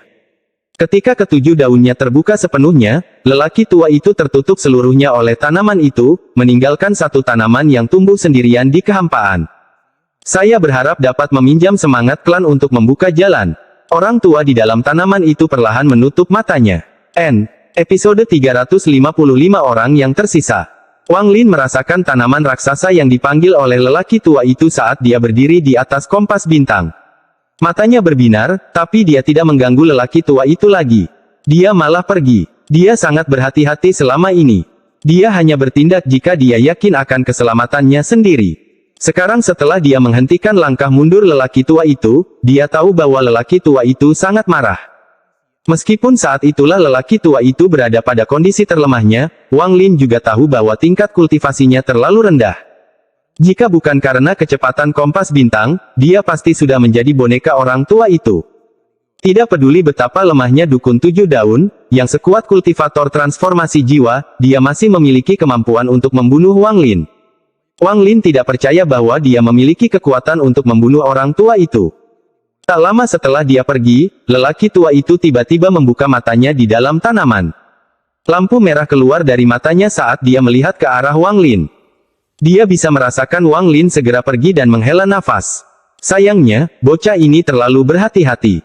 Jika dia datang, aku pasti bisa membunuhnya. Dia merenung sedikit dan kemudian menggunakan roh leluhur untuk berkomunikasi secara perlahan dengan pihak luar. Hal yang paling menakutkan dari kehampaan ini adalah menemukan jalan keluar. Itu tidak seperti kehampaan biasa di mana seseorang bisa keluar hanya dengan merobek ruang terbuka. Jika tidak ada petunjuk dari luar, seseorang akan terjebak di sini selamanya. Setelah sekian lama, ada sedikit kepanikan di mata lelaki tua itu. Dia sudah lama melupakan Wang Lin. Yang paling dia inginkan sekarang adalah mengirim pesan ke klannya di luar sehingga mereka bisa memasang suar untuk bertindak sebagai pemandunya. Wang Lin duduk di kompas bintang dan terbang dalam waktu yang sangat lama. Meski rasa bahaya di belakangnya sudah hilang, dia tetap sangat berhati-hati, jadi dia terbang beberapa hari lagi sebelum akhirnya berhenti. Saat dia melihat kehampaan di sekitarnya, matanya tenang. Tidak ada tanda-tanda kepanikan sama sekali pada diri mereka. Dia menunjuk ke alisnya dan kemudian mutiara penentang surga terbang keluar. Kemudian Wang Lin mengaktifkan energi spiritualnya dan garis hitam muncul lagi di tubuhnya. Namun, kali ini jumlahnya tidak sebanyak itu dan hanya meluas ke lehernya. Selama 8 bulan terbang ini, Wang Lin telah menggunakan mutiara penentang surga beberapa kali untuk menyerap tanaman tato. Dia sudah menyerap sebagian besar darinya saat ini. Wang Lin meraung dan mengungkapkan ekspresi menyakitkan. Garis hitam yang memanjang hingga lehernya perlahan surut. Segera, semua garis hitam berkumpul di alisnya. Tanaman misterius itu muncul kembali. Mutiara penentang surga bersinar hijau dan mulai menyerapnya. Setelah sekian lama, Wang Lin membuka matanya dan menarik napas dalam-dalam. Dia menoleh ke belakang dan berkata, mantra dari sekte abadi yang ditinggalkan ini terlalu aneh. Jika saya bertemu mereka lagi, saya harus lebih berhati-hati. Dia mengambil mutiara penentang surga dan melihatnya. 9 daun telah terbentuk sempurna dan daun ke-10 telah selesai sebagian. Jejak kebahagiaan muncul di mata Wang Lin. Manik itu kemudian menyentuh dahinya dan menghilang. Panen kali ini cukup bagus. Elemen kayu mutiara penentang surga hampir selesai. Hal terpenting yang harus dilakukan saat ini adalah memikirkan cara untuk meninggalkan tempat ini. Wang Lin merenung sedikit. Dia sudah punya ide ketika memutuskan untuk memotong jalan keluar orang tua itu. Inilah sebabnya dia mampu menghancurkan tato yang membuat celah tetap terbuka tanpa ragu-ragu. Jika tidak ada bantuan dari luar, sangat sulit untuk meninggalkan tempat ini. Namun, meski terjebak, tubuh aslinya masih berada di luar. Dia duduk di kompas dan perlahan mencoba merasakan tubuh aslinya. Negara Chu, ribuan mil di bawah tanah, ada bola cahaya ungu. Di dalam cahaya ungu ini duduk seorang pemuda yang sangat tampan. Kepalanya penuh rambut merah, kulitnya sehat, berwarna perunggu, dan ada retakan kecil di sekujur kulitnya. Ada 2 bintang yang perlahan berputar di dahi orang ini. Pada saat ini, pemuda itu tiba-tiba membuka matanya dan mulai mengeluarkan niat membunuh dari mereka. Dia merenung sebentar sebelum tiba-tiba berdiri dan kemudian pergi ke atas tanah. Dia menamparkan tas pegangannya dan segera berpakaian hitam. Saat ini dia terlihat tidak berbeda dengan kultivator lainnya. Orang ini berjalan ke dalam hutan makam abadi. Dia berhenti di suatu tempat dan meninju udara, menyebabkan keretakan spasial muncul. Setelah menunggu sebentar, orang ini menggelengkan kepalanya dan pergi. Setiap 10 langkah atau lebih, orang ini akan berhenti dan meninju udara, menciptakan keretakan spasial setiap saat. Saat dia melanjutkan, dia menjadi semakin cepat saat dia berjalan semakin jauh ke dalam hutan. Orang ini terus melakukan hal ini. Setelah membuka lebih dari 10.000 celah spasial, dia tiba di lubang yang menuju ke makam abadi. Dia melihat ke dalam lubang dan kemudian berbalik ke arah lain. Sama seperti sebelumnya, dia akan membuka celah spasial setiap 10 langkah. Waktu perlahan berlalu. Dia tidak menjadi tidak sabar sama sekali dan melanjutkan. Bagian utara hutan ditutupi dedaunan mati. Setiap kali dia menginjaknya, mereka akan berdesir. Saat dia hendak memukul, dia melihat ke kejauhan. Matanya tiba-tiba menjadi dingin dan dia menghilang. Di utara hutan makam abadi, tiba-tiba ada seekor jantan dan betina terbang di langit. Wanita itu sangat cantik. Dia mengenakan kerudung putih. Laki-laki itu adalah seorang lelaki tua yang mengenakan jubah hitam. Saat keduanya terbang, ekspresi lelaki tua itu tiba-tiba berubah. Dia dengan cepat meraih wanita itu dan mundur. Dengan keras, retakan muncul di tempat mereka berada. Di tengah celah berdiri seorang pria muda. Orang ini sangat tampan dan memiliki rambut merah di kepalanya. Ini adalah tubuh asli Wang Lin. Tubuh aslinya dengan dingin menatap mereka berdua dan meninju dengan tangan kanannya. Ekspresi lelaki tua itu berubah drastis dan dia menamparkan tas pegangannya. Harta karun berbentuk gunung muncul dan segera tumbuh untuk melindungi lelaki tua itu. Mata tubuh aslinya tenang. Tinjunya tidak melambat sama sekali saat mendarat di gunung. Ledakan. Dengan suara keras, gunung itu bersinar terang, namun cahaya yang dipancarkannya tidak berguna karena hancur berkeping-keping. Kekuatan pukulannya menghantam keduanya bersama dengan pecahan gunung. Wajah lelaki tua itu muram saat dia menarik wanita berkerudung putih itu untuk terus mundur. Tubuh aslinya mengambil satu langkah ke depan dan menghancurkan ruang di bawah kakinya sebelum mengirimkan pukulan lagi. Orang tua itu mengeluarkan seberkas cahaya putih yang berubah menjadi pedang terbang. Pedang itu mengeluarkan aura berbahaya dan ada bekas warna ungu di atasnya. Artinya pedang ini sangat kuat karena ditempa dengan tembaga hati ungu yang sangat langka. Pedang terbang itu terbang menuju tinju tubuh aslinya. Mata tubuh aslinya masih tenang saat dia mendengus dan tinjunya bertabrakan dengan pedang terbang. Pedang terbang itu segera membelah bagian tengahnya dan hancur total. Pada saat yang sama, domain seorang kultivator formasi jiwa keluar dari pedang dan memasuki tubuh aslinya. Mata tubuh aslinya berbinar. Sebagai dewa kuno, dia tidak memiliki domain, tetapi dia memiliki niat membunuh yang kuat. Rambut merahnya bergerak dan cahaya merah darah bersinar di tubuhnya. Wilayah kekuasaan orang tua itu bahkan tidak dapat menahan satu serangan pun dan runtuh. Tinju tubuh aslinya tiba sekali lagi. Ada sedikit kepanikan di mata lelaki tua itu ketika dia menarik wanita berkerudung putih itu untuk mundur sekali lagi. Tubuh aslinya terus mengejar. Rekan kultivator, kami bahkan tidak mengenal satu sama lain. Kenapa kamu harus bersikap seperti ini? Suara lelaki tua itu terdengar tegang. Dia sudah takut dengan tinju orang ini. Selain prajurit dari klan abadi yang ditinggalkan, dia belum pernah melihat seorang kultivator seperti ini. Hanya dengan satu pukulan, dia bisa menghancurkan harta sihir. Hanya dengan satu langkah, keretakan spasial muncul. Semua ini membuat orang tua itu ketakutan. Tubuh aslinya mendengus dan menjadi lebih ganas. Dengan satu pukulan, mantra seperti pembatasan tiba-tiba muncul di sekitar pria tua dan wanita berkerudung putih. Tubuh aslinya berteriak, terima kematianmu. Orang tua itu diam-diam mengutuk. Dia melihat keputusasaan di mata wanita berkerudung putih itu dan berkata, Nyonya, saya akan meminjam pedang ajaib. Wanita berkerudung putih itu dengan cepat menamparkan tasnya dan seberkas cahaya putih muncul. Orang tua itu dengan cepat mengambilnya. Itu adalah pedang yang patah. Setelah meraih pedang tersebut, lelaki tua itu meraih wanita berkerudung putih itu dan menggigit lidahnya untuk meludahkan darah pada pedang yang patah tersebut. Pada saat ini, tinju tubuh aslinya tiba. Sasarannya adalah kepala orang tua itu. Orang tua itu meraung ketika dia panik dan pedang itu terbang untuk memblokir pukulan itu. Bang! Retakan yang tak terhitung jumlahnya muncul pada pedang yang patah dan bahkan sebagian patah. Orang tua itu mengatupkan giginya. Kulitnya gelap dan dipenuhi ketakutan saat dia dengan cepat menarik wanita berkerudung putih itu pergi. Dia sangat cepat, sehingga dia bisa menariknya keluar dari batasan yang mengelilingi mereka. Wanita berkerudung putih itu ketakutan ketika dia dengan cepat berkata, Senior, tolong berhenti. Bahkan jika kamu ingin membunuh kami berdua, setidaknya beri kami alasan. Tubuh aslinya menarik tinjunya dan dengan dingin menatap mereka berdua. Lingkungan sekitar tiba-tiba menjadi tenang. Selain suara pakaian yang berkibar tertiup angin, tidak ada suara lain. Dahi lelaki tua itu dipenuhi keringat saat dia menatap pemuda berambut merah di depan mereka.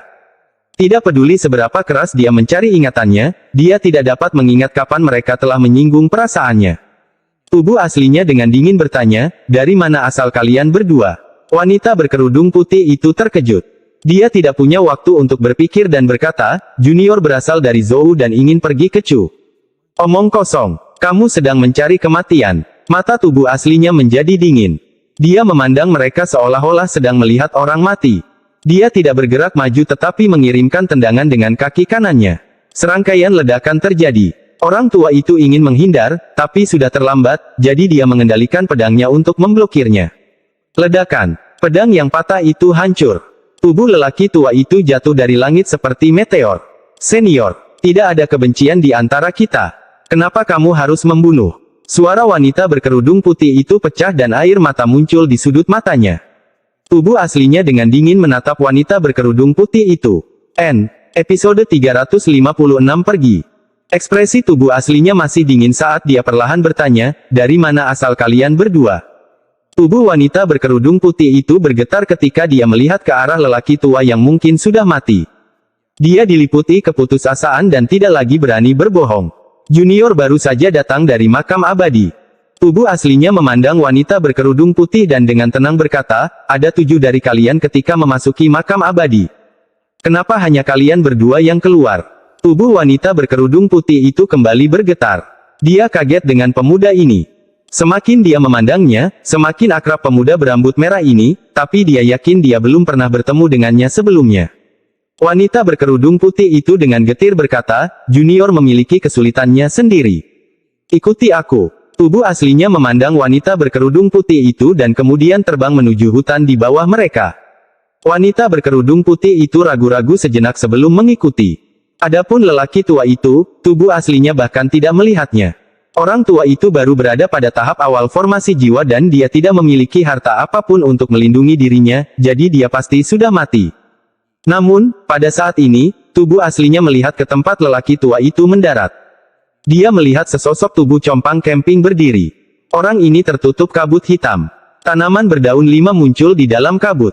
Orang tua itu batuk darah di dalam kabut dan meronta, namun matanya masih jernih. Tubuh aslinya hanya melihat sekali dan wajahnya menjadi gelap. Ketika dia melihat wanita berkerudung putih itu, ekspresinya benar-benar pucat dan ketakutan. Jadi seperti itu. Tubuh aslinya segera mengerti bagaimana mereka berdua tidak mati dan bisa pergi. Tubuh aslinya mengangkat tangannya dan hendak membunuh orang tua itu. Pada saat ini, wanita berkerudung putih dengan cepat menempatkan dirinya di antara tubuh aslinya dan lelaki tua itu. Kemudian dia berlutut dan berkata, Senior pasti mengenal salah satu dari 5 orang itu. Junior mengakui kesalahannya. Jika kamu harus membunuh seseorang, tolong bunuh aku. Tolong jangan mempersulit dia. Orang tua itu berjuang untuk berdiri. Dia melihat tubuh aslinya dan berkata, jika kamu ingin membunuhku, bunuh saja aku. Aku mencoba hidup seperti boneka orang lain. Lebih baik aku mati di tangan senior. Namun, Nona selalu menentang hal ini, jadi tolong biarkan dia pergi. Mata tubuh aslinya berbinar. Dia melihat keduanya sebelum meraihnya dan membawanya ke makam abadi. Sepanjang perjalanan, luka di tubuh lelaki tua itu perlahan sembuh dan kabut hitam menghilang. Namun, tanaman di keningnya terkadang masih bersinar.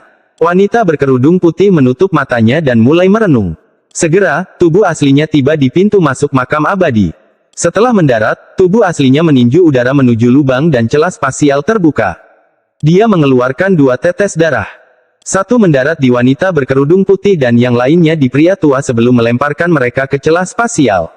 Pergi cari Wang Lin. Jika kalian bisa menemukannya, aku akan membiarkan kalian berdua hidup. Suara tubuh asli bergema di benak mereka sebelum celah spasial ditutup. Tubuh aslinya duduk bersila di luar dan mulai merenung. Dia tidak bisa masuk ke dalam karena tidak akan ada orang yang membimbing Wang Lin keluar jika dia melakukannya. Namun, jika dia tidak masuk ke dalam, akan terlalu sulit untuk menemukan dirinya sendiri. Inilah sebabnya dia tidak membunuh mereka berdua tetapi meninggalkan jejak untuk membuat mereka mencari. Di dalam kehampaan, Wang Lin duduk di kompas bintang. Dia tiba-tiba membuka matanya dan bergumam, jadi itulah yang terjadi. Matanya menjadi dingin saat dia berdiri dan mengendalikan kompas untuk mulai bergerak. Pada saat yang sama, inderanya menyebar mencari keduanya di kehampaan. Waktu perlahan berlalu. Suatu hari, mata Wang Lin tiba-tiba bersinar dan dia mulai terbang lebih cepat. Tak lama kemudian, dia melihat 2 orang terbang di kejauhan. Itu adalah lelaki tua dan wanita berkerudung putih. Keduanya berantakan saat ini dan organ vital mereka sangat lemah. Setelah keduanya melihat Wang Lin, mereka mengungkapkan ekspresi kompleks. Wanita berkerudung putih itu ingin mengatakan sesuatu, tapi dia hanya membuka mulutnya sebelum menutupnya dan menghela nafas. Wang Lin dengan dingin memandang keduanya dan tiba di hadapan mereka. Dia melambaikan tangannya dan 2 tetes darah mengalir dari dahi mereka ke tangan Wang Lin. Wanita berkerudung putih itu ragu-ragu sejenak dan berbisik, Senior, aku Wang Lin bahkan tidak peduli dengan mereka berdua.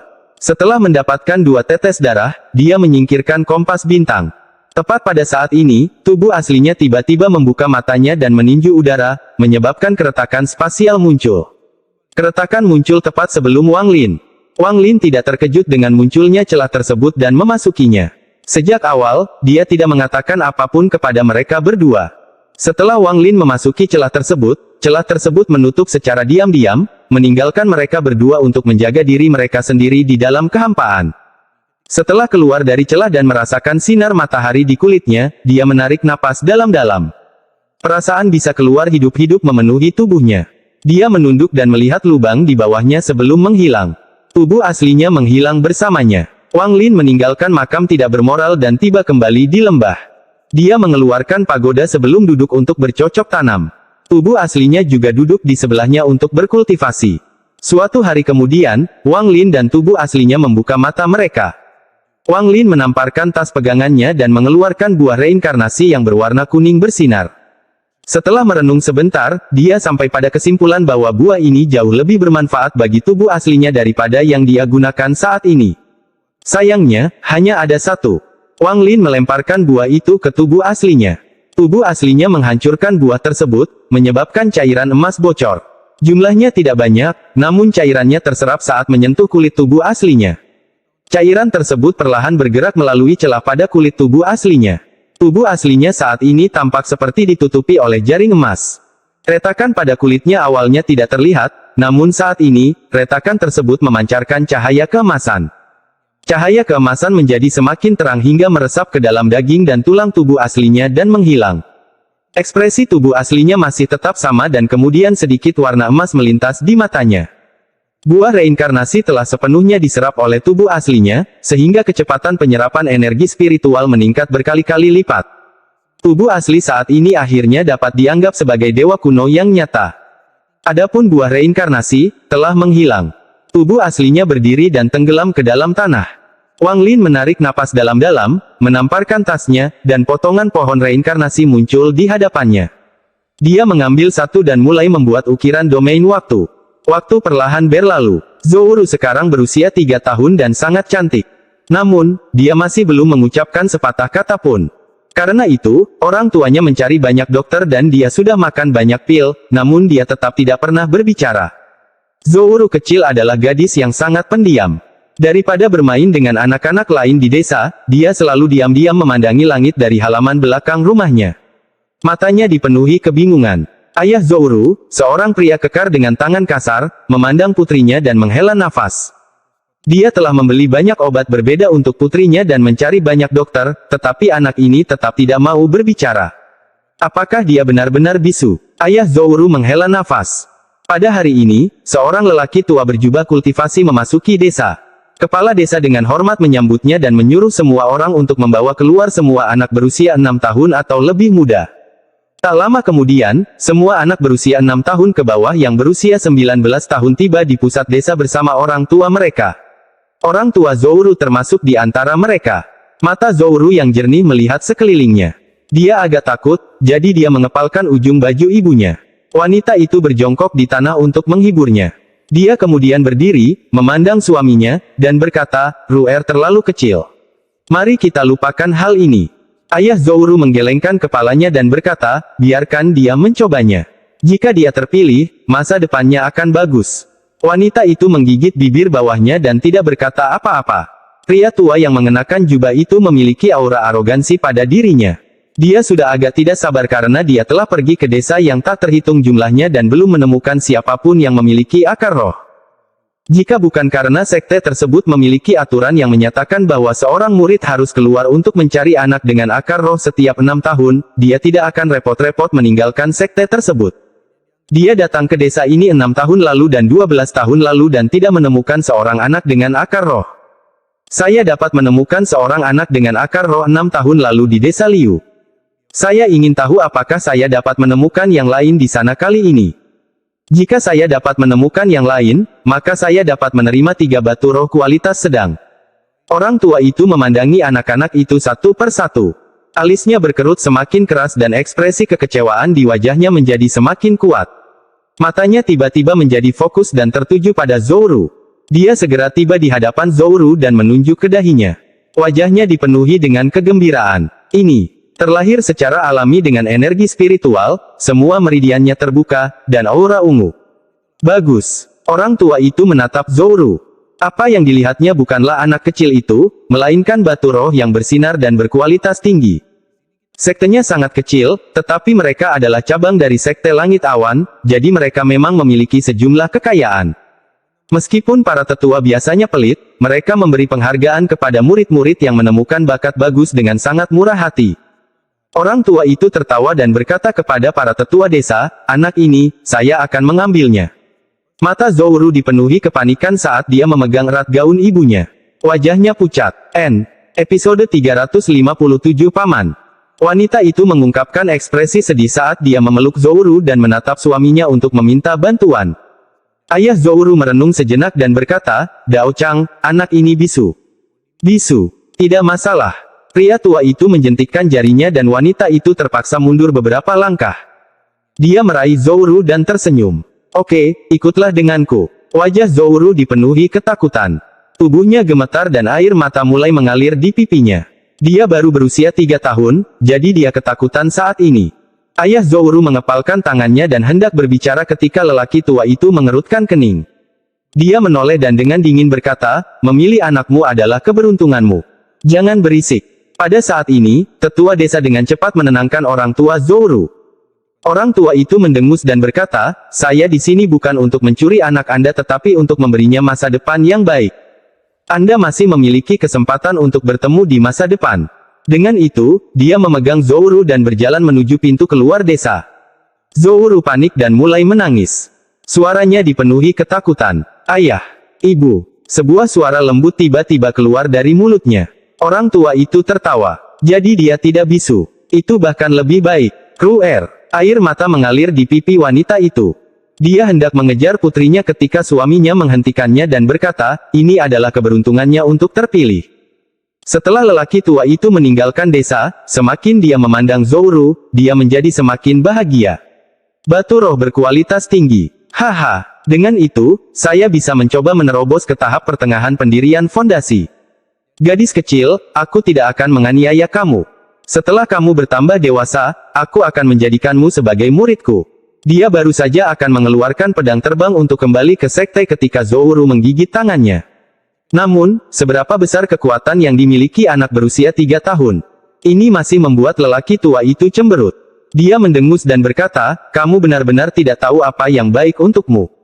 Dengan itu, dia mengangkat tangannya untuk menamparkan Zhou. Dia ingin memberinya pelajaran agar dia tidak menangis sepanjang jalan seolah-olah dia mencuri anak seseorang. "Kamu berani." Lelaki tua itu baru saja mengangkat tangannya ketika dia merasakan tubuhnya menjadi dingin dan keringat menutupi punggungnya. Seorang pemuda berjubah putih secara misterius muncul di hadapannya. Orang tua itu segera menurunkan Zhou dan dengan hormat berkata, "Senior, junior." Tanpa menunggu dia selesai berbicara, Wang Lin melambaikan lengan bajunya dan lelaki tua itu tertiup angin kencang. Wang Lin menatap Zhou. 1 tahun yang lalu, dia menyuruh Taiyan untuk kembali ke Sekte Langit Awan dan dia secara pribadi akan mengawasinya. Dia awalnya ingin bertindak lebih awal tetapi memutuskan untuk menunggu lelaki tua itu membawa pergi Zhou sebelum muncul. Melihat Wang Lin, ketakutan di mata Zhou menghilang dan digantikan oleh kebingungan. Zhou berkata, dengan suaranya yang tajam, "Paman, Paman, Paman." Wang Lin menghela nafas dan berkata, "Ikutlah dengan Paman, oke." Kebingungan menjadi semakin kuat di mata Zhou. Dia tidak tahu kenapa tapi dia merasakan keterikatan yang besar terhadap paman di hadapannya, jadi dia mengangguk. Wang Lin mengungkapkan ekspresi kompleks dan mengangkat Zhou. Dia menutupinya dengan energi spiritual seolah-olah dia takut dia akan masuk angin karena udara dingin saat terbang. Dia melompat ke langit dan perlahan menghilang ke cakrawala dengan Zhou di pelukannya. Wang Lin muncul di bawah pagoda bersama Zhou dan membangun rumah batu seperti sebelumnya. Wang Lin menurunkan Zhou dan dengan lembut berkata, "Kami sampai di rumah." Zhou diam-diam mengangguk. Matanya yang besar melihat sekeliling tapi dia tidak menyentuh apapun. Sebaliknya, dia berdiri di samping Wang Lin. Kemanapun Wang Lin pergi, dia akan mengikutinya dari dekat. Bahkan ketika Wang Lin sedang berkultivasi, dia duduk di sampingnya dengan sedikit kebingungan di matanya. Pada malam hari, setelah Zhou Ru tertidur, Wang Lin berdiri di samping tempat tidur memandangi wajah kecil Zhou Ru dan berbisik, "Wan Er, saat ini jiwa baru lahirmu tidak stabil, jadi ingatanmu tidak dapat kembali. Begitu Anda berusia 19 tahun, mereka akan kembali secara alami." Dia menatap Zhou Ru dan kenangan tentang Li Muwan terlintas di benaknya. Setelah menghela nafas, Wang Lin memasukkan Zhou Ru ke dalam dan meninggalkan ruangan. Zhou Ru tidak seperti dia, yang hanya perlu berkultivasi untuk menghidupi dirinya sendiri. Bagi anak berusia 3 tahun, makanan adalah hal terbaik untuk menyehatkan tubuhnya. Wang Lin membangun dapur dan keluar untuk membeli banyak makanan. Seseorang yang tidak memasak selama 500 tahun kini memasak untuk Zhou Ru. Ketika Zhou Ru bangun di pagi hari, hal pertama yang dilihatnya adalah Wang Lin diam-diam berkultivasi. Dia meletakkan dagunya di lengannya dan memperhatikan Wang Lin. Wang Lin membuka matanya, mengusap kepala Zhou Ru, dan tersenyum. "Apa kau lapar?" Zhou Ru mengangguk. Wang Lin melambaikan tangan kanannya dan semangkuk bubur muncul. Setelah dia selesai memberi makan Zhou Ru, dia bertanya kepadanya, "Paman, mengapa mangkuk ini bisa terbang?" Wang Lin tersenyum tipis. Dia tidak berbicara tetapi menutup matanya dan terus berkultivasi. Waktu perlahan berlalu dan Wang Lin tenggelam dalam hidupnya saat dia perlahan menyaksikan Zhou Ru tumbuh dewasa.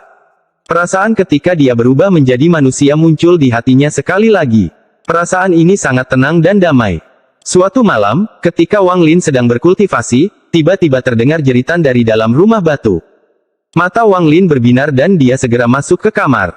Dia melihat Ru'er kecil telah menendang selimutnya dan tangannya terkepal dengan ekspresi kesusahan di wajahnya.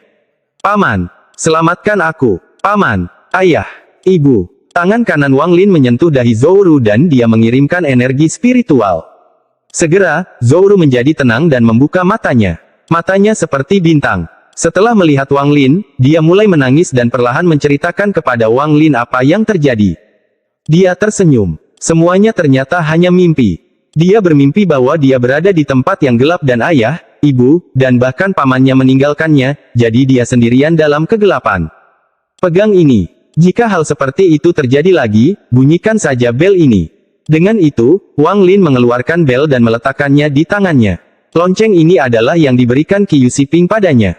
Setelah mempelajarinya, Wang Lin menyadari bahwa lonceng ini sepertinya berasal dari tempat yang sama dengan lonceng yang diberikan oleh para kultivator kuno kepadanya. Setelah menelitinya, dia dapat mempelajari beberapa cara menggunakan ketiga lonceng tersebut.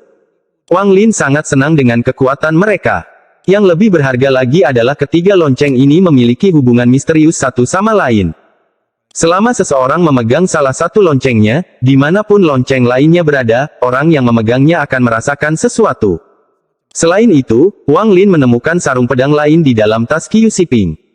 Saat Wang Lin melihat sarung pedang, dia segera mengeluarkan 3 yang sudah dia miliki. Membandingkannya, keempat sarung pedang terlihat persis sama, hanya polanya saja yang berbeda. Dalam sekejap mata, 2 tahun berlalu. Zhou Ru sekarang berusia 5 tahun. Dalam 2 tahun ini, Wang Lin tidak tahu kapan harus tertawa atau menangis. Zhou Ru menjadi tidak terlalu pendiam dan lebih ceria. Kapanpun dia tidak ada, dia akan mengeluarkan bel dan memainkannya, menyebabkan Wang Lin segera muncul. Wang Lin tidak berdaya menghadapi hal ini dan dia tidak menyuruhnya berhenti.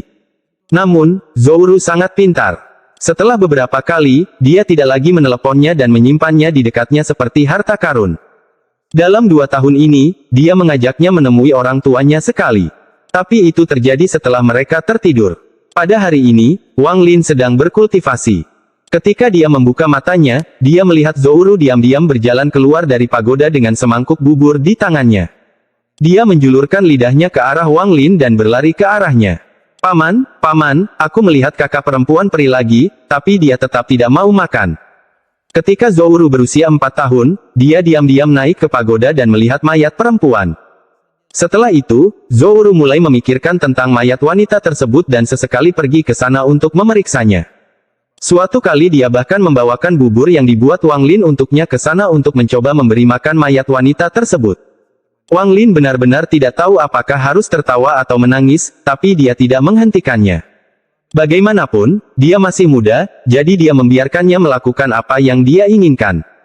Namun, dia dengan serius menjelaskan masalah mencoba memberi makan mayat wanita, tetapi Zhou Ru masih tidak mengerti mengapa kakak perempuan berpakaian putih hanya tidur dan tidak makan. Wang Lin dengan tak berdaya berkata, kakak perimu tidak makan, jadi jangan bawa bubur ke sana lagi. Wang Lin merasa ini agak berantakan. Zhou Ru memanggil kakak perempuan mayat itu tetapi memanggilnya paman. Jika suatu hari Zhou Yi kembali dan mendengar ini, ekspresi seperti apa yang akan dia tunjukkan? Apakah dia tidak lapar? Jika saya tidak makan selama sehari, saya akan sangat lapar. Zhou Ru kecil memandang Wang Lin dengan mata besarnya dan berkata, saya akan meninggalkan bubur di sebelahnya dan dia bisa memakannya ketika dia bangun. Paman tidak perlu mengkhawatirkanku. Wang Lin tersenyum pahit dan hendak mengatakan sesuatu ketika ekspresinya tiba-tiba berubah.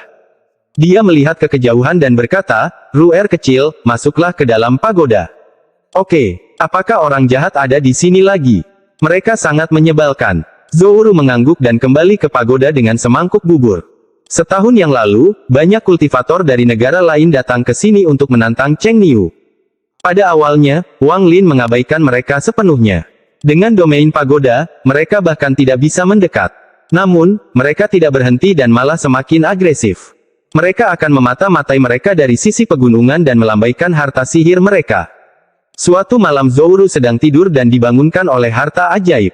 Dia sangat takut hingga dia berlari keluar sambil menangis. Saat itu, Wang Lin keluar. Ketika dia kembali, ada 7 kepala berdarah di pegunungan sekitarnya. Setelah itu, tidak ada yang berani membuat keributan di malam hari. Namun, para penantang tidak pernah berhenti berdatangan. Bahkan ada kultivator formasi jiwa yang terkenal di antara mereka.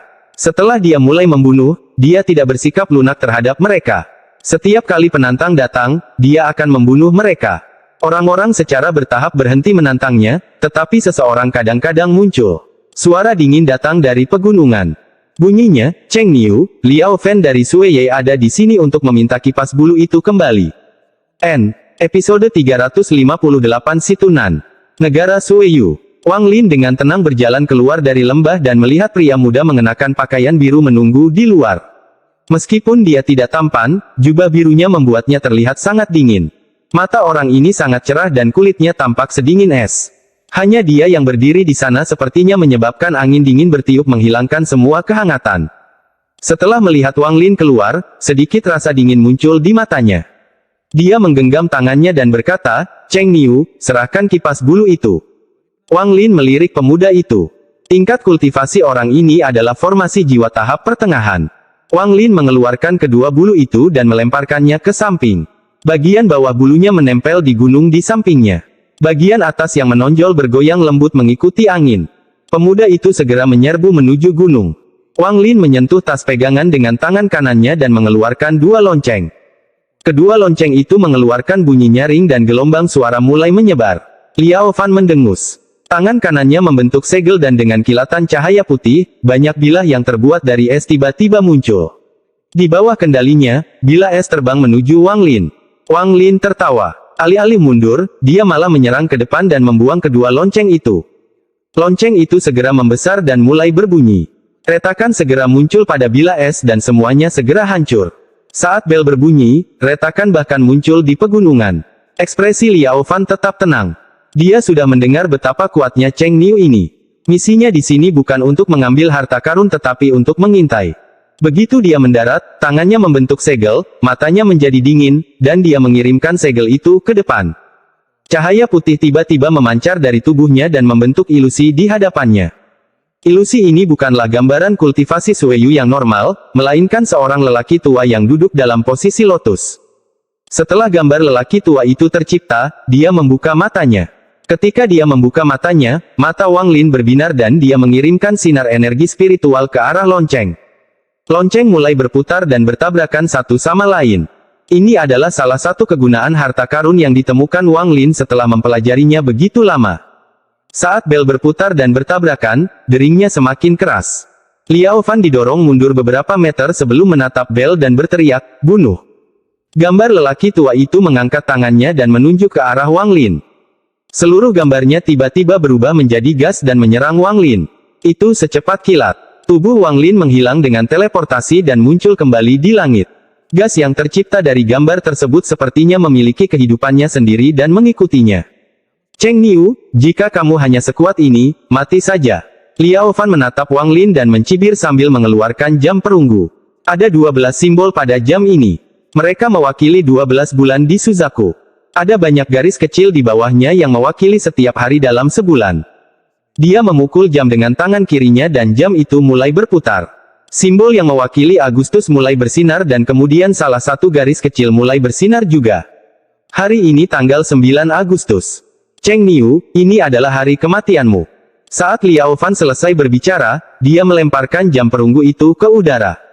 Dua cakar aneh muncul dari blok itu. Setiap cakar memiliki sumber cahaya keemasan di dalamnya. Ekspresi Wang Lin masih tetap tenang. Tangannya membentuk segel dan menunjuk kedua lonceng. Kedua lonceng yang berputar itu tiba-tiba bertabrakan dan pecah berkeping-keping. Banyak puing mulai berputar di sekitar Wang Lin. Dia dengan lembut berkata, "Armor." Puing-puing itu segera mengelilingi Wang Lin untuk membentuk baju besi hijau bercahaya. Di baju besi itu ada simbol dua lonceng. Wang Lin tidak menghindari gas yang terbentuk dari gambaran lelaki tua itu. Dia membiarkannya mengenai armornya. Gelombang riak muncul di armornya dan gasnya melemah. Lebih banyak riak terjadi dan gasnya menghilang. Armor roh gelombang sonik ini memang berguna. Wang Lin tersenyum dan memandang ke arah Liao Fan. Cakarnya sekarang menjangkau ke arah Wang Lin. Wang Lin mendengus, menyentuh tas pegangannya, dan mengeluarkan pedang surgawi. Dengan satu ayunan, cakarnya hancur dan retakan muncul pada jam perunggu. Liao Fan juga terkena pukulan di bagian dada akibat serangan ini, menyebabkan dia batuk darah.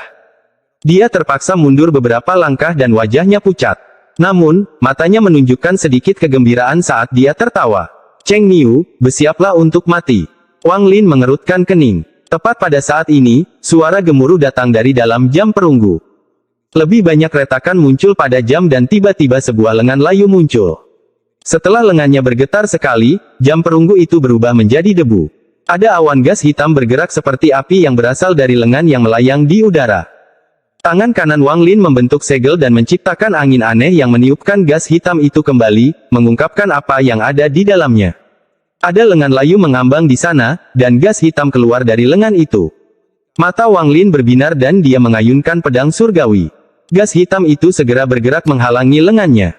Namun, energi pedang menembus gas hitam dan mengenai lengannya. Sebuah luka muncul di lengan dan suara gemuruh lain datang dari dalam lengan. Sejumlah besar gas hitam keluar dari lukanya dan berbentuk seseorang. Ini adalah sosok yang diciptakan oleh gas hitam. Ia tidak memiliki fitur wajah, tetapi memiliki dua bola hantu sebagai matanya. Ekspresi Wang Lin menjadi serius. Liao Fan ini adalah salah satu dari sedikit kultivator formasi jiwa tingkat menengah yang memiliki harta karun yang sangat kuat. Orang-orang ini sangat sulit untuk dihadapi. Sosok yang tercipta dari gas hitam itu membuka mulutnya dan mengeluarkan suara gemuruh. Sosok itu bergerak sangat cepat, dan bahkan sebelum mendekat, Wang Lin sudah bisa merasakan aura dingin yang dipancarkannya.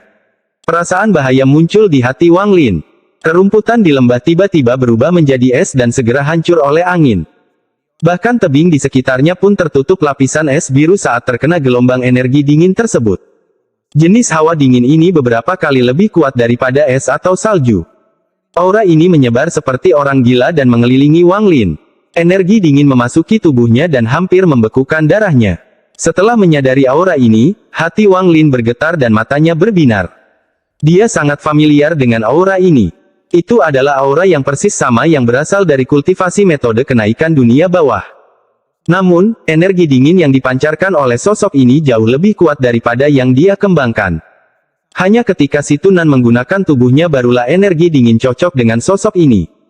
Dia segera mundur, lalu tangan kanannya membentuk segel dan menunjuk ke depan. Kemudian api biru yang tercipta dari kultivasi metode kenaikan dunia bawah yang sudah lama tidak dia gunakan tiba-tiba muncul di ujung jarinya. Ini adalah bola api biru tua.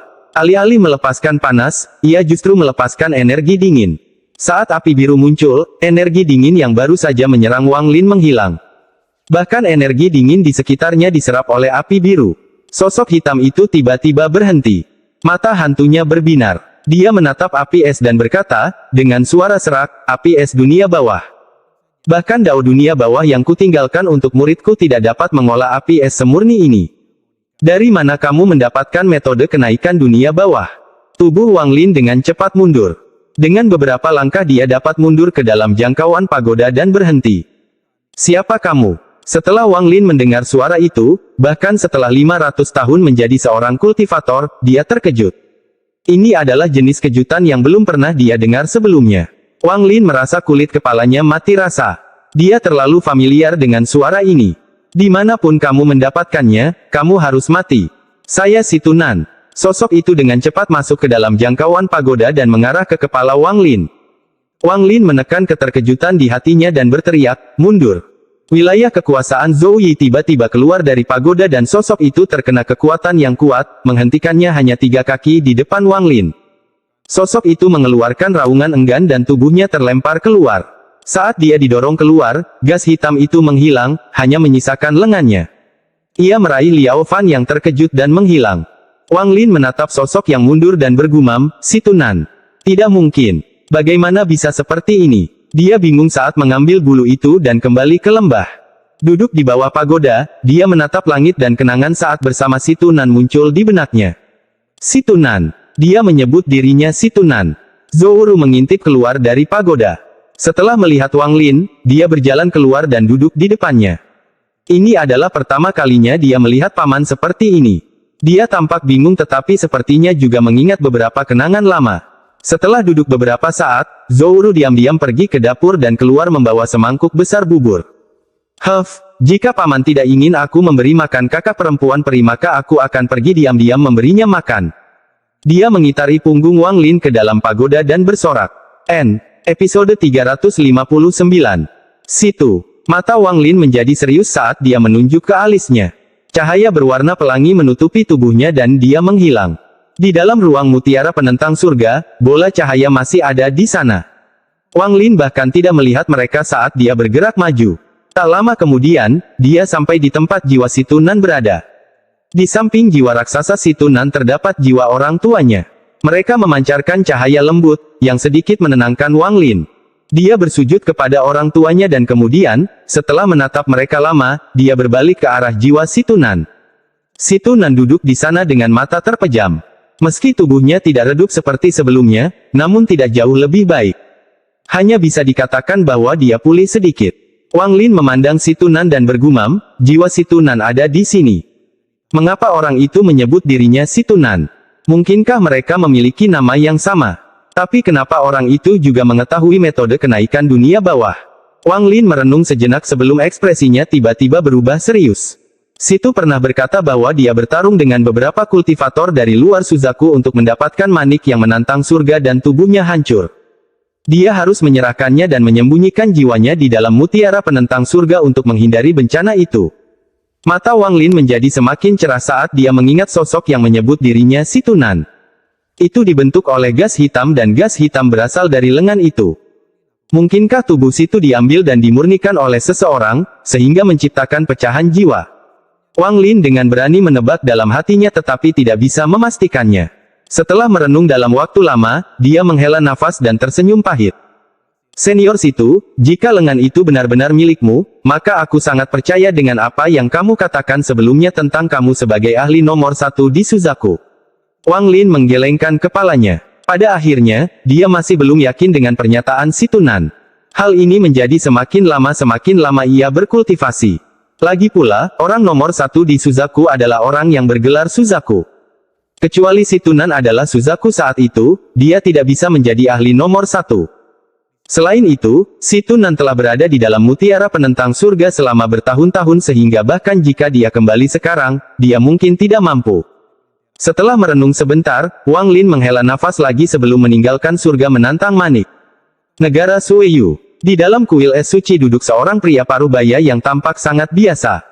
Di depannya ada satu set teh merah tua. Di sampingnya berdiri 2 orang, satu laki-laki dan satu perempuan. Mereka berdua memiliki kepala penuh rambut putih. Pria parubaya itu mengambil wadah bambu dan menuangkan beberapa daun teh ke dalam teko. Lalu dia memasukkan es batu ke dalam teko. Dengan ujung jarinya, es mencair dan air mendidih. Gelombang kepahitan keluar dari teh dan memenuhi seluruh aula. Pria parubaya itu menuangkan semua air dan memasukkan es batu lagi. Dia kemudian membuatnya meleleh dan mendidih lagi. Kali ini, aroma eksotis keluar dari tehnya. Itu segera menghilangkan kepahitan yang memenuhi aula. Aula itu diselimuti aroma ini. Aromanya kuat bahkan di luar aula. Saya tidak akan pernah bosan dengan aroma bulu Tianke, meskipun saya menciumnya setiap hari. Sayangnya teh ini terlalu langka. Saya hanya bisa mendapatkannya sesekali dari Suzaku. Kalian berdua sangat beruntung. Datang ke sini dan mencobanya. Pria parubaya itu mengambil teko dan menuangkan 3 cangkir. Tidak ada satupun yang tersisa di dalam panci setelah 3 cangkir. Kedua orang itu segera naik, mengambil cangkir, dan minum. Namun, wanita tua itu jelas memikirkan hal lain. Tidak peduli betapa panasnya teh itu, dia meminum semuanya sekaligus dan berkata, "Master Sekte, kita sudah selesai minum teh, jadi tolong bunuh Cheng Niu itu." Hati pria parubaya itu sakit ketika dia melihat wanita tua itu menyia-nyiakan tehnya dan berkata, "Cheng Niu itu bukan siapa-siapa. Jika bukan karena Suzaku mengirimkan pesan yang memberitahu orang-orang untuk tidak macam-macam dengannya, seseorang pasti sudah membunuhnya." Wanita tua itu mengangkat kepalanya dan berkata, tetapi dia berani mengambil salah satu lengan kupu-kupu merah. Ingat, kupu-kupu merah adalah harapan Sueyu. Sekte Master, kamu hanya bisa mencapai tahap transformasi jiwa karena dia. Sedangkan lelaki tua itu, dia menundukkan kepalanya dan meminum tehnya dalam diam. Mata pria parubaya itu menjadi dingin dan dia perlahan berkata kepada wanita tua itu, "Aku tidak lupa, dan aku tidak perlu kamu mengingatkanku." Wanita tua itu merenung dalam waktu lama dan berkata, "Saya masih akan meminta Master Sekte untuk bertindak." Pria parubaya itu mengambil cangkirnya, menyesapnya dan berkata, "Cheng Niu ini memiliki katak petir, sepasang lonceng, bendera kecil yang dapat menciptakan batasan yang tak terhitung jumlahnya, dan selain itu semua, Liao Fan juga begitu. Dapat memastikan bahwa Cheng Niu mengetahui metode kultivasi Underworld Ascension. Hal-hal ini bahkan tidak terlalu penting. Yang terpenting Cheng Niu punya bendera kecil yang berisi aura yang bisa menghancurkan segalanya." Wanita tua itu terkejut dan berkata, "Sepertinya ketua sekte telah menyelidiki orang ini." Pria parubaya itu mengangguk dan berkata, "Bagaimana mungkin saya tidak memperhatikan seseorang yang menarik perhatian Gunung Suzaku dan diperintahkan untuk melawan kupu-kupu merah? Gelar Suzaku pasti milik kupu-kupu merah. Bagaimana aku bisa membiarkan orang lain memilikinya? Saya membiarkan Liao Fan pergi dengan harta saya dan dapat mempelajari beberapa hal." Wanita tua itu dengan hormat menundukkan kepalanya dan tidak lagi mengatakan apapun. Pria parubaya itu menyesap lagi dan perlahan berkata, "Sekarang bukan waktunya untuk membunuhnya. Kita harus menunggu sampai pertarungannya dengan Red Butterfly selesai. Pada saat itu, tidak peduli dia menang atau kalah, saya pribadi akan bertindak untuk membunuhnya. Orang ini juga pandai melarikan diri. Saya mendapat kabar dari teman-teman saya di klan iblis raksasa bahwa kompas bintang mereka mungkin ada di tangannya juga. Dengan kompas itu, begitu dia membuka celah spasial dan memasuki kehampaan, tidak ada seorang pun kecuali kultivator transformasi jiwa tahap akhir yang dapat menangkapnya." Wanita tua itu mengerutkan kening. Dia mengangkat kepalanya dan bertanya, "Artinya Master Sekte?" Pria parubaya itu dengan lembut berkata, "Jika kita ingin membunuhnya, kita harus berhasil dalam sekali percobaan. Jika aku bertindak, dia pasti akan lari. Jadi setelah pertarungan dimulai, saya akan membentuk formasi untuk menghentikannya merobek ruang terbuka dan juga meminta bantuan klan iblis raksasa. Dengan 2 kultivator transformasi jiwa, tidak peduli seberapa kuatnya dia hanyalah seorang kultivator formasi jiwa. Jika aku akan berakting, maka aku akan memastikan aku berhasil." Rasa hormat di wajah wanita tua itu menjadi semakin kuat. Pada saat ini, lelaki tua itu meletakkan cangkirnya dan bertanya, "Bukankah kita terlalu berlebihan untuk seorang kultivator formasi jiwa tingkat menengah?" Pemimpin parubaya tersenyum tipis dan bertanya, "Apakah Anda tahu apa wilayah kekuasaannya?" "Oh." Orang tua itu mengangkat kepalanya. "Menurut kupu-kupu merah, wilayah kekuasaan orang ini adalah hidup dan mati. Siklus reinkarnasi. Seseorang yang dapat memahami domain semacam ini tidak dapat diremehkan, bahkan jika dia hanya berada pada tahap formasi jiwa." Mata pria parubaya itu menunjukkan sedikit penyesalan. Wanita tua itu mulai merenung dan menghela nafas. Alasan dia ingin membunuh Cheng Niu adalah karena ketika kupu-kupu merah masih muda, dia memeriksa masa depan kupu-kupu merah. Di masa depannya, kupu-kupu merah harus menghadapi bencana. Dia khawatir bencana ini adalah Cheng Niu. Waktu berlalu dan dalam sekejap mata, 5 tahun berlalu. Zhou Ru sekarang berusia 10 tahun. Gadis kecil itu telah tumbuh pesat, tetapi kepribadiannya sekarang jauh lebih liar. Dia sudah kehilangan minat untuk memberi makan kakak perempuannya di pagoda sejak lama. Meskipun kadang-kadang dia memikirkannya, dia tidak lagi mencoba memberinya makan. Jejaknya menutupi hampir seluruh pegunungan di dekatnya. Meski kecil, dia sangat berani. Semua harimau dan binatang buas sering diganggu olehnya. Tentu saja, dengan kemampuannya, mustahil untuk menakuti harimau dan binatang buas. Taiyan datang 4 tahun lalu. Dia berada di ambang mencapai tahap formasi jiwa. Namun, dia masih tidak bisa melewati batas itu di Sekte Langit Awan, jadi dia memutuskan untuk menyerahkan segalanya lagi untuk mengikuti Wang Lin. Dengan dia menemaninya, Zhou kecil menjadi sangat sombong dan bersenang-senang bermain-main setiap hari. Wang Lin menghabiskan 5 tahun terakhir memperkuat fondasinya dan berusaha menerobos ke tahap pertengahan formasi jiwa. Namun, sekeras apapun dia berusaha, dia tidak bisa maju. Wang Lin tahu bahwa dia telah mencapai kemacetan. Jika dia tidak bisa menerobos, maka kultivasinya akan selamanya terhenti di sini. Jumlah penantang telah berkurang banyak dalam 5 tahun ini, namun ketenaran Cheng Niu semakin meningkat. Ia menjadi topik pembicaraan populer di antara banyak kultivator. Hari ini adalah hari 10 tahun janji Suzaku untuk bertarung dengan kupu-kupu merah. Setengah tahun yang lalu, seorang utusan dari Suzaku datang dan memasang barisan transfer di luar lembah. Arai transfer ini hanya bisa digunakan sekali, tapi bisa mengirimnya melintasi pabrik ke negara Suzaku. Feng Yusan dengan hormat berdiri di luar lembah. Dia tiba 10 hari yang lalu untuk memberikan surat tantangan kepada Wang Lin sesuai perjanjian 10 tahun lalu. Selama 10 hari ini, Wang Lin masih memikirkan apakah dia harus pergi ke pertarungan ini atau tidak. Suzaku masih belum meminta pertanggungjawabannya atas apa yang terjadi saat itu. Wang Lin merasa pasti ada tangkapan di sini. Ia menduga kemungkinan besar Suzaku ingin menerimanya sebagai murid inti. Sama seperti kupu-kupu merah saat itu. Inilah alasan terjadinya pertempuran ini. Monster tua Suzaku tidak hanya akan melihat ini, tetapi seluruh Suzaku akan mengetahuinya.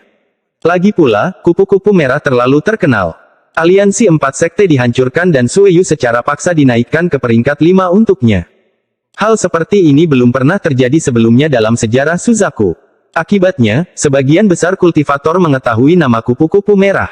Cheng Niu tiba-tiba muncul dengan menginjak kupu-kupu merah, membuatnya semakin terkenal. Kini pertarungan antara mereka berdua telah menjadi pusat perhatian semua orang di planet ini.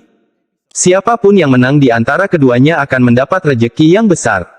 Hal ini diketahui hampir semua orang. Bagaimana mungkin Wang Lin tidak mengerti? Dia tahu kalau tuan-tuan tua di Suzaku itu ingin melihat siapa yang akan menjadi pemenang di antara mereka berdua. Jika dia berada pada tahap transformasi jiwa atau tahap akhir formasi jiwa ketika dia mengambil lengan kupu-kupu merah, dia pasti sudah terbunuh. Tapi dia kebetulan berada pada tahap awal formasi jiwa dan menarik perhatian beberapa orang besar, sehingga dia diberikan tahun-tahun ini sebagai bantalan. Mata Wang Lin berbinar dan dia mengambil keputusan. Episode 360 penunjukan 10 tahun. Zhou sedang menunggangi seekor harimau hitam dengan dahan pohon willow di tangannya. Saat dia memukul kepala harimau dengan dahan, dia juga diam-diam menatap Wang Lin. Harimau itu tidak berani marah sambil berjalan mengelilingi gunung dengan kepala menunduk. Putih kecil, lihat ke atas.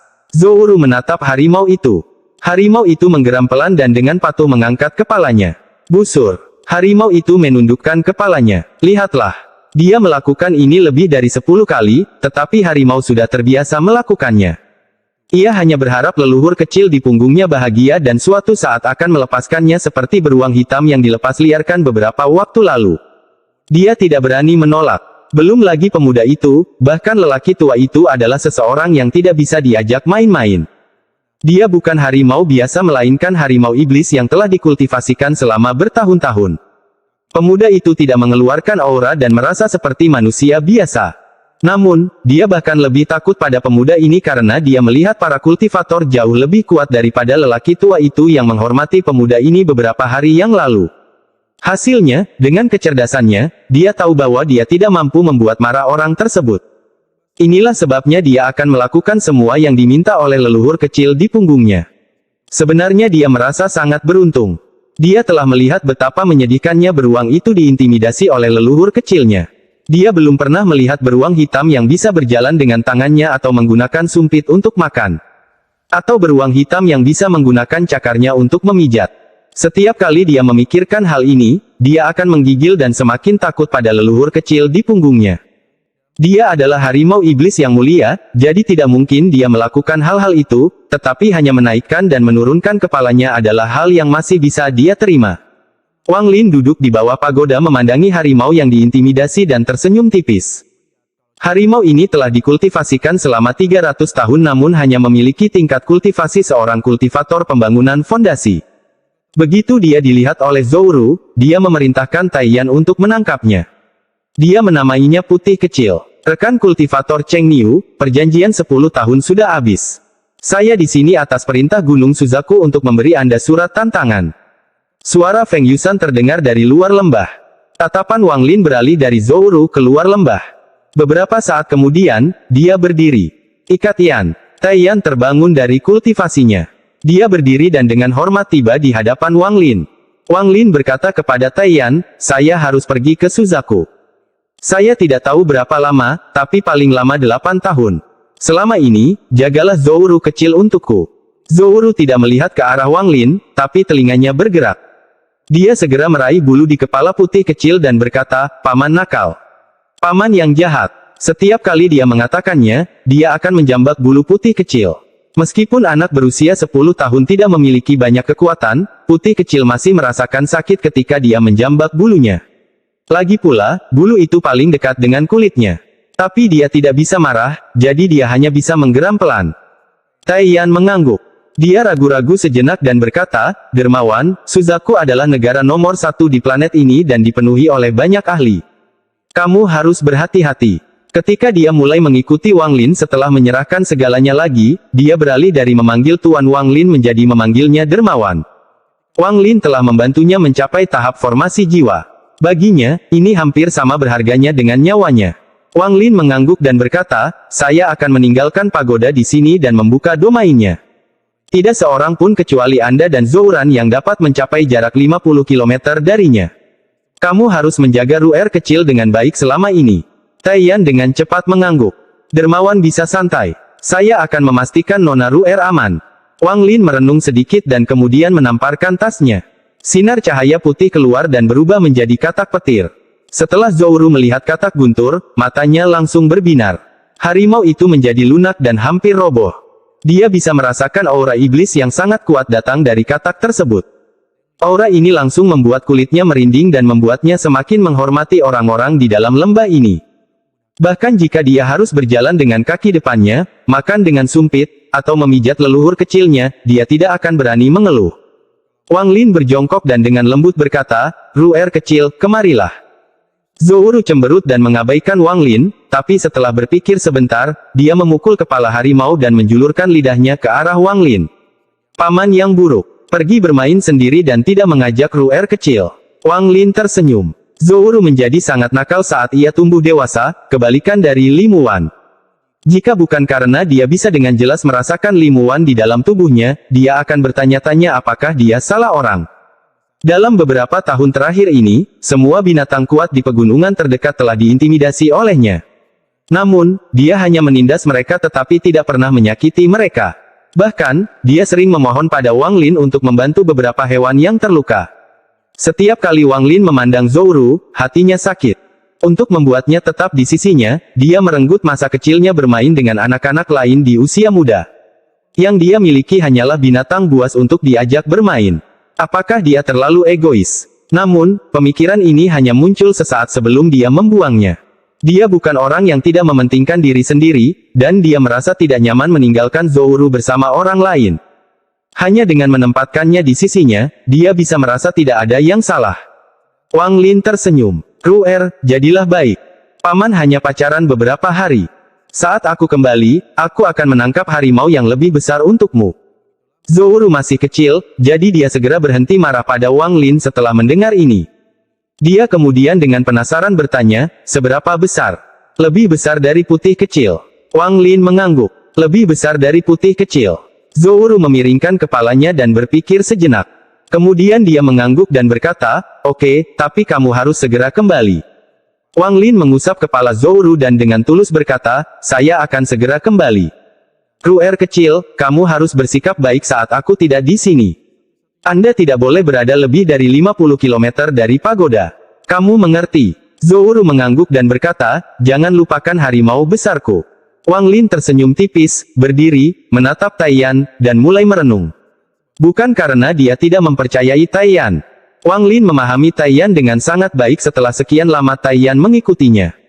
Namun, Zhou terlalu penting baginya, sehingga kepercayaan sederhana saja tidak cukup. Inilah sebabnya dia meninggalkan katak petir. Dengan adanya katak di sini, Taiyan akan berhenti jika terjadi sesuatu yang tidak normal. Sebenarnya, Wang Lin terlalu berhati-hati. Pada tahun-tahun ini, Taiyan telah menyerahkan segalanya. Yang tersisa hanyalah harapan untuk mencapai tahap formasi jiwa. Sejak Wang Lin memberikan itu padanya, Wang Lin adalah penyelamatnya. Selain itu, dia menyaksikan Zhou tumbuh dari bayi dan sudah menjadi dekat dengannya. Bahkan jika Wang Lin tidak bertanya, dia akan menjamin keselamatan Zhou. Selain itu, Li Muan telah membuat banyak pil yang banyak membantunya. Wang Lin menyuruh katak petir untuk melindungi Zhou. Sebagai respons, katak guntur melebarkan perutnya dan mulai berjemur di bawah sinar matahari. Wang Lin sepenuhnya mempercayai katak guntur. Terkadang hidup seperti ini, binatang lebih bisa dipercaya daripada manusia. Di atas semua ini, Wang Lin memiliki satu garis pertahanan terakhir, yaitu tubuh aslinya. Dengan tubuh aslinya di sini, semua bahaya akan teratasi. Inilah alasan sebenarnya dia merasa aman meninggalkan Zhou. Namun, kecuali terpaksa, dia tidak ingin mengungkapkan tubuh aslinya. Ini adalah kartu asnya yang sebenarnya. Benda itu lebih tersembunyi dari apapun yang dimilikinya. Setelah mengatasi semua masalah ini, Wang Lin keluar dari lembah. Dia tidak tahu apakah yang akan dia hadapi selanjutnya adalah kebangkitannya atau kejatuhannya. Namun, dengan pengalaman 500 tahun, hatinya sangat bertekad. Dia tidak akan mudah terpengaruh. Dia akan terus menempuh jalur kultivasi selamanya. Zhou mengangkat kepalanya dan menatap Wang Lin. Dia meraih bulu putih kecil. Little White sangat pintar dan segera berlari mengejar Wang Lin. Wang Lin berbalik. Zhou melompat dari putih kecil dan berkata, Paman, jongkoklah. Wang Lin tersenyum sambil berjongkok dan berkata, apakah kamu mengingatkan Paman untuk tidak melupakan harimau besar? Zhou menggelengkan kepalanya dan mencium kening Wang Lin. Paman, kamu harus cepat kembali. Kruer akan merindukanmu. Wang Lin menatap Zhou. Setelah beberapa saat, dia mengangguk dan berkata, Paman akan segera kembali. Dengan itu, dia menarik napas dalam-dalam, berdiri, dan berjalan keluar lembah. Zhou melihat sosok Wang Lin dan berkata, Paman pergi dan tidak mau bermain denganku lagi. Little White, kamu harus bermain denganku setiap hari. Memahami. Tubuh putih kecil bergetar dan diam-diam dia mengeluh. Dia menggeram pelan sebagai jawabannya. Mata Zhou menjadi berair dan air mata mengalir di pipinya. Dalam 7 tahun terakhir ini, dia tidak pernah berpisah dari Wang Lin, jadi mereka telah mengembangkan ikatan yang mendalam satu sama lain. Ada perasaan hangat yang berkembang di hatinya. Ini adalah perasaan keterikatan dan tidak ingin kehilangan dirinya. Ada banyak sekali kebetulan di dunia ini. Tempat Zhou berdiri adalah tempat tetesan air mata Li Muan jatuh. Air mata di masa lalu mungkin telah menciptakan medan kesedihan dan duka, namun saat ini tetesan air mata itu telah membawa medan cinta dan keterikatan. Zhou menyeka air matanya dan berkata kepada harimau, putih kecil, berdiri. Harimau itu segera menggeram sedih. 1 bulan sebelum pertarungan Wang Lin dan kupu-kupu merah, sebuah peristiwa besar terjadi di klan iblis raksasa. Salah satu leluhur menyerap cukup banyak batu giok surgawi yang dibawa kembali oleh Chi Hu dan mencapai tahap transformasi jiwa, menjadi anggota klan iblis raksasa transformasi jiwa pertama.